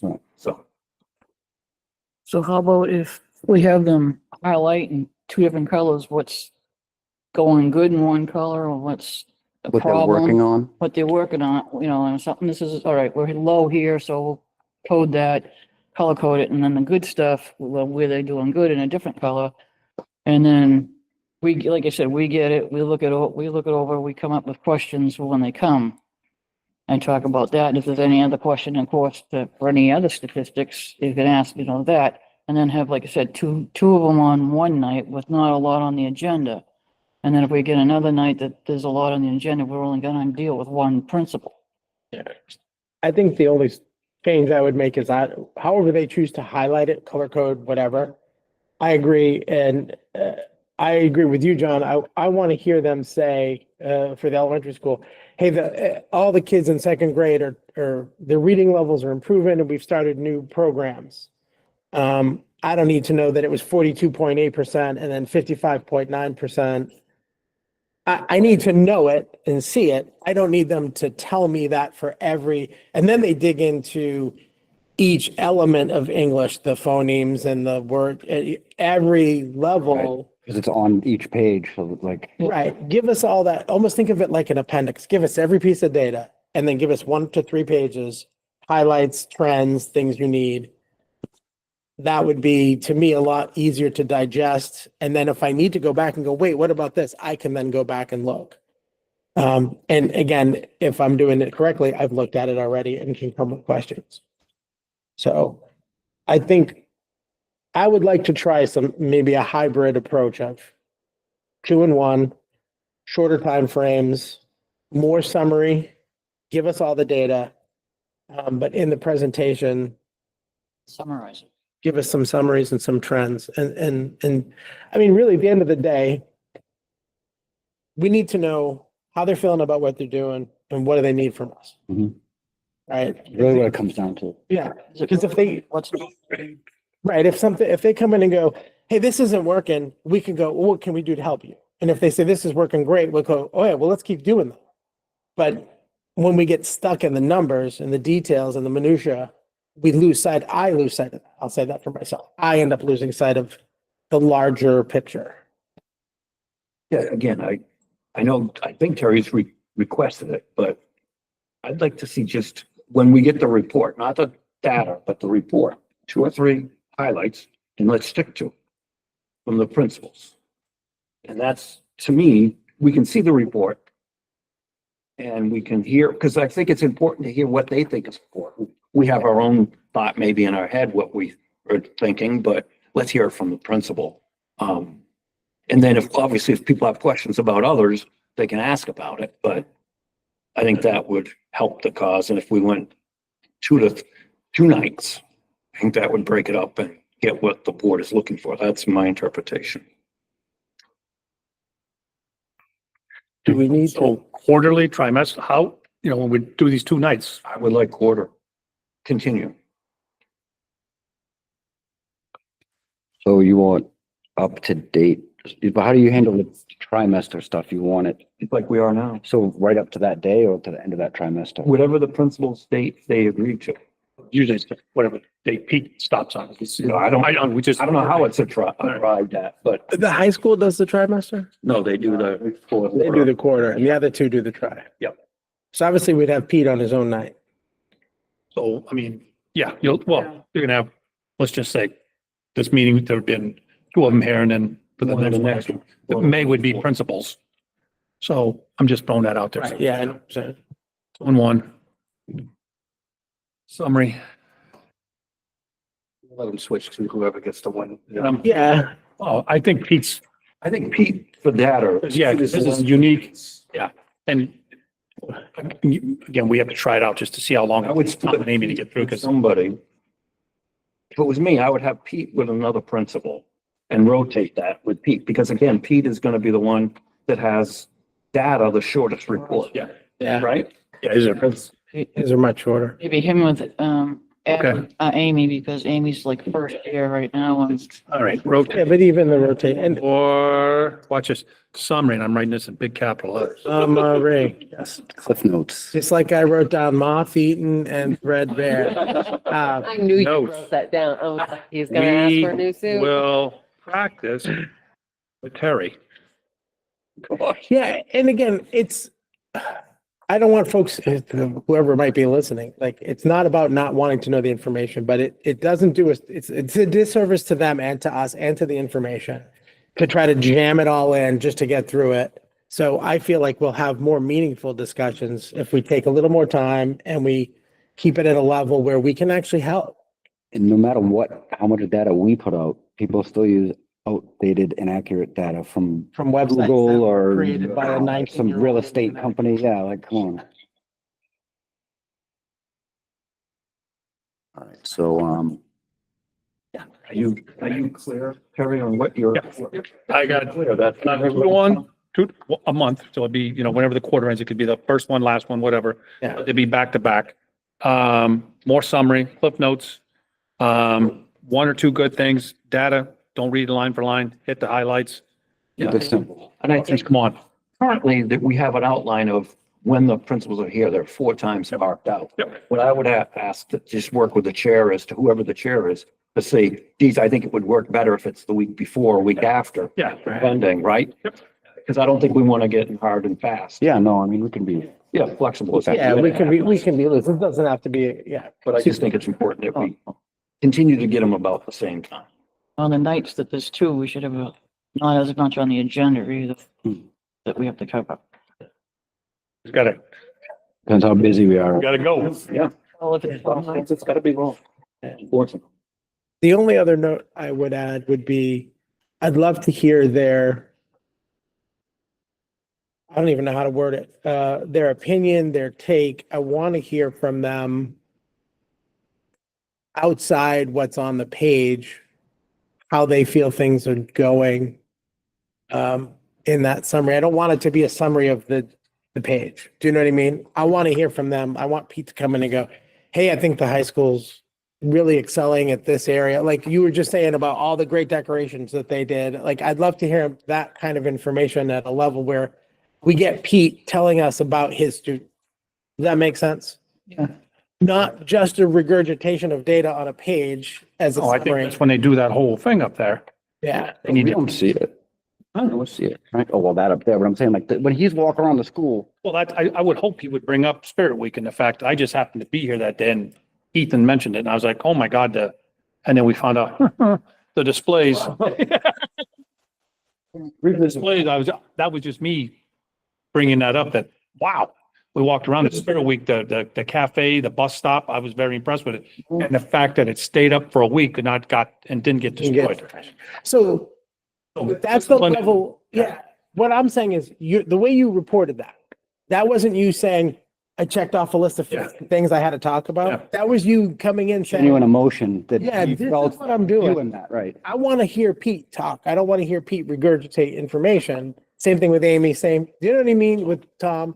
I don't want them to feel like I got to get through all this data because I only have 20 minutes to read 19 pages. Like, Have some, give us the information. Come in and talk. Tell us what's happening. I want to be able to feel like we're working. We're all human beings Yeah. here in the It just same, feels like in the it's same game, yeah. so bang, bang, bang all the time that we miss that part. That's all. I'm not saying it well, but I think you know what I mean. I got you. I thought that was part of the history thing, all the things they had. No, it was Spirit, no, well, that's the history. And that was, again, phenomenal. It was. I told her that she should be taking pictures and putting that, so the town can even see the good Yeah. things that are going on. Yeah, and they're get- just like, and there's that exact that thought went through my mind to have a kid talk to me about Frank Lloyd Wright. Now, I knew a little about it just because the River House. I mean, everyone knows the River House Mhm. in Pennsylvania. Give us a poster of it. Yeah, that kid, he went and he did not read from a card. He was looking me eye to eye. Blah, blah, blah, blah. I'm like, dude, where'd you come up with Frank Lloyd Wright? I mean, that's old school. That's me. Through his grandmother and then another young man, Serbia. He's from Serbia, and I remember I remember a movie how they smuggled the individuals out. Was here tonight. Yes, how they smuggled the individuals out, and he had it down. He knew the generals. He talked about it again, stuff that, and I love history. How Tito, the Spanish dictator, and how that was playing out in Serbia, and how the Brits weren't really in favor of the Serbs smuggling their guys, and just that whole history line. And somebody like the USS Indianapolis not only knew the story of taking for the Enola Gay, the bomb, Mhm. but then coming back and the commander being court-martialed. And I'm like, court-martialed for what? Well, he didn't hit the signal in time. I'm like, yo, his ship was being torpedoed, but just the bad rap he got for really no reason. Well, someone's always gonna get And blamed. another young lady talking to me about a horse. I didn't even know what was going on. I like the Zodiac killer thing over there. It was just amazing. It was amazing. And then to talk again, I'm my superintendent's report right now. Now I'm getting long-winded. Let's go, 15 minutes. What's the thing you did last year, Ethan? the biotech stuff. Yeah, With Mr. Ramsey. yes, and Miss Gallagher. So there are two, They- yes, but the freshmen did it this year. They're talking about spinning cells and doing this and that. I have no idea. What thing to inject a cell with to get it to the growth? Blew me away. A 3D printer now that can make an Achilles tendon. I told my wife, she goes, they can't do that. 3D She's printed. a nurse. I was like, well, they're talking about it, Cher. Right. Now they can print, materials. Yeah. Anyways, I digress. You got me started. Almost. So, we're good with that, right? Yep. All right, moving on. Superintendent days off. I'm gonna say no. No. You, man, you're gonna have Sherry in here in a heartbeat. She's on speed dial. I'll make a motion to approve the superintendent's request to have vacation from July 17th to July 25th, 2025. Second. Second by Joe. Discussion? Have fun. All those in favor? Aye. Aye. Sounds like another trip with your wife. Yeah, another race. I was Idaho, gonna say, where's she running this time? Idaho. All right. I commend her. She's 60, what am I, 63? Oh, 63 and still running marathons. She's got 4 to Is it go. a full marathon? Yeah, she's run 40, she's ran in all, she's got 40 states to go, so she's ran in 46 states. Wow. So Idaho, we gotta do Idaho, we have to do Michigan. Well. You're there in spirit, right? John, I gotta drive there, I gotta get up at 4:30 in the morning, I gotta take her to the start line, I gotta make sure she's stuffed at the finish line. Yeah, no, Hey, she's listen, pretty remarkable. sandwich from McDonald's gets cold by the time she runs. Yeah, it's pretty remarkable. So, yeah, I can't even walk without my knee hurting. Yeah, I couldn't run home. I don't want to drive I'm done. 26 miles. She's, and we're bragging, she's a 1%er. She's actually qualified for Boston, legitimately qualified and ran it twice. That is hard to do. That is hard to do. That's awesome. Yeah, yeah. She's low now though, man. But I 63 years old. want to be in trouble. Going to the minutes. God bless her. I don't care. What are they gonna do? Yeah. What's your wife's number? I want to. No. That. All right, so, we all vote on that, yeah? Yeah. Okay. Committee reports. On? FinCom met last night, went over, Harry and Marjorie did a good job of reporting out our third quarter. And a lot of questions regarding that. The budget committee, has a new member, Tracy, and I'm hoping I'm pronouncing the name right, Stickney. Is new, so we have now 7 members. Is she a member at large? Where is she from? She is. Which ward's that? What's that? Oh, was she appointed? Board? Fill the- Yes, fill the void. That was from Nick Longo's. Yep. I blissfully forgot there was a budget committee meeting last night. Oh, It was world record time. There's a CIP committee next week. So I'll have more. Looking forward to that. Anything else, Joe? Yeah, we had a wellness committee meeting, kind of talked about most of it earlier, so I'm not gonna redo it, so. All right, Tom.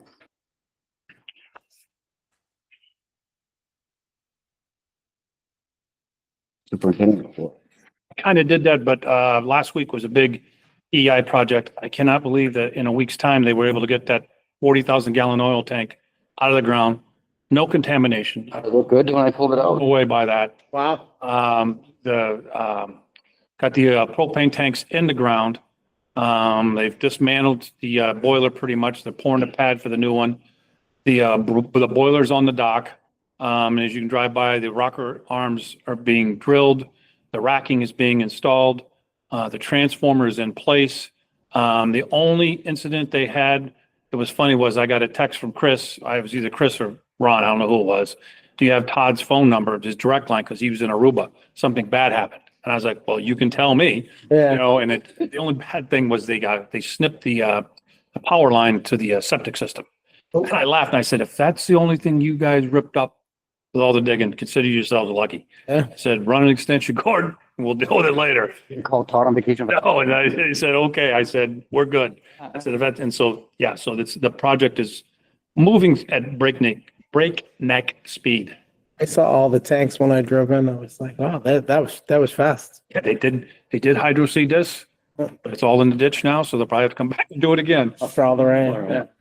Slap the front. Yes. Gonna say, you'd be surprised how hydro seek takes even with all the rain. Yeah. But the temperature's got to get up. Next week. Actually, Staten Sunday is, I would just like to point out how very funny it is that a lot of students are complaining about it, but they haven't commended the construction of how well it's been going or how fast it's been going. And they just wanted to get it over with. So I find that kind of interesting. So I will definitely be reporting that to them. My email too. Yeah, start firing. Right. Correspondence or other? The only thing I have is, tomorrow at 7, they're doing the memorial yeah, doing a- for Joel Murray. No. So, Let me clarify, 7 PM. 7 PM, yes, not 7 AM. the wake on Friday. Yeah, so, if anyone's interested in going to that, that'll be right down at the Town Common, 7 PM tomorrow. Hopefully the rain holds off. Yeah.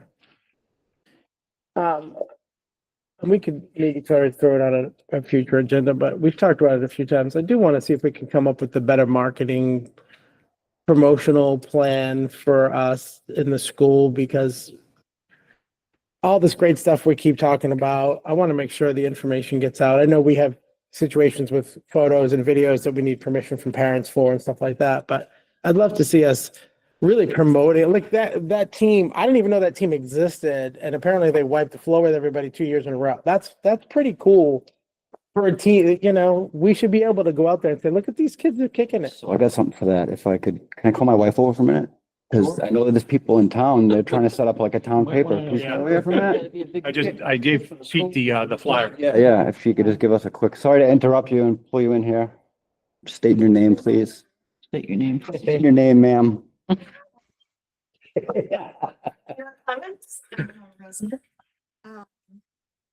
Yes, so we're trying to start up a town newspaper, physical paper. There will be a digital course.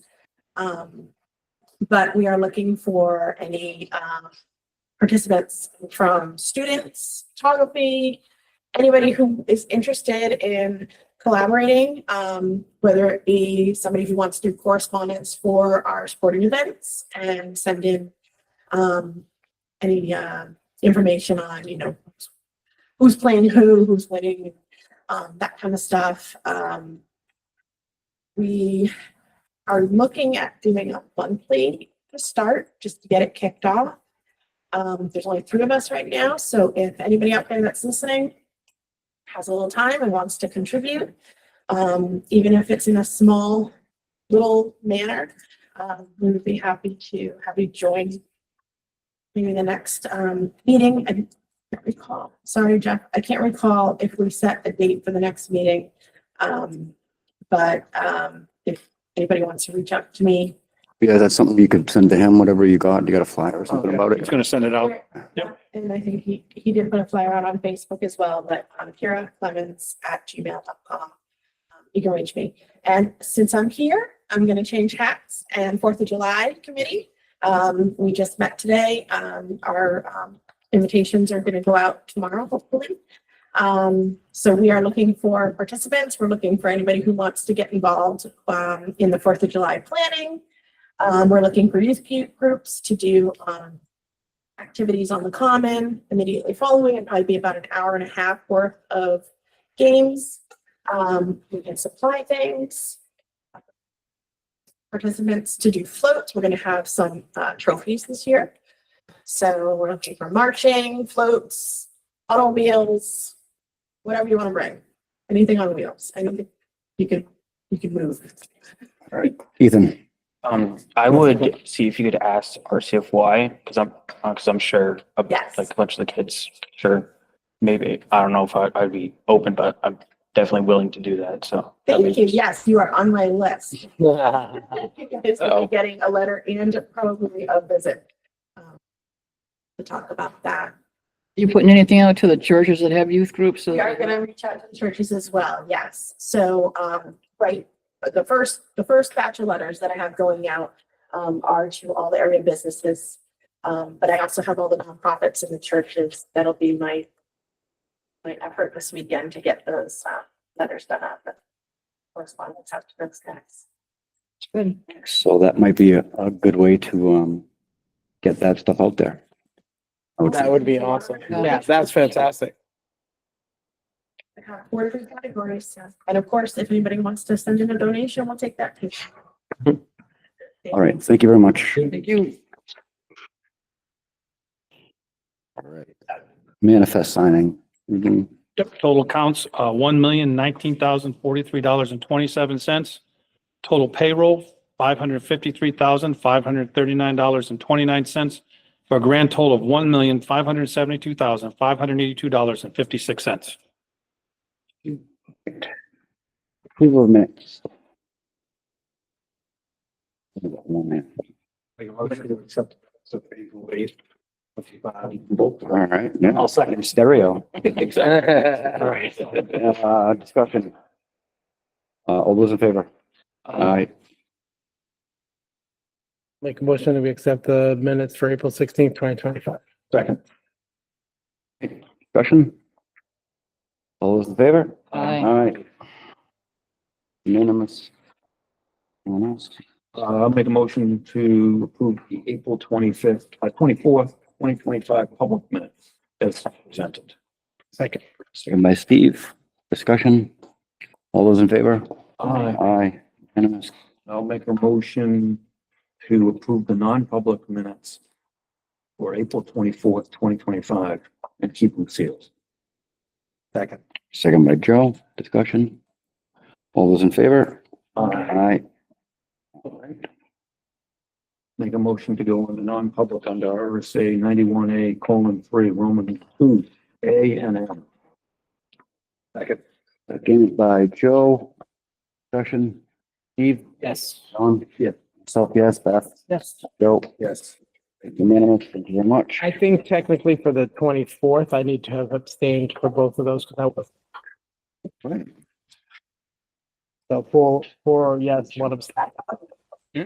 I don't, there's a lot of debate about that on the Board of Selectmen.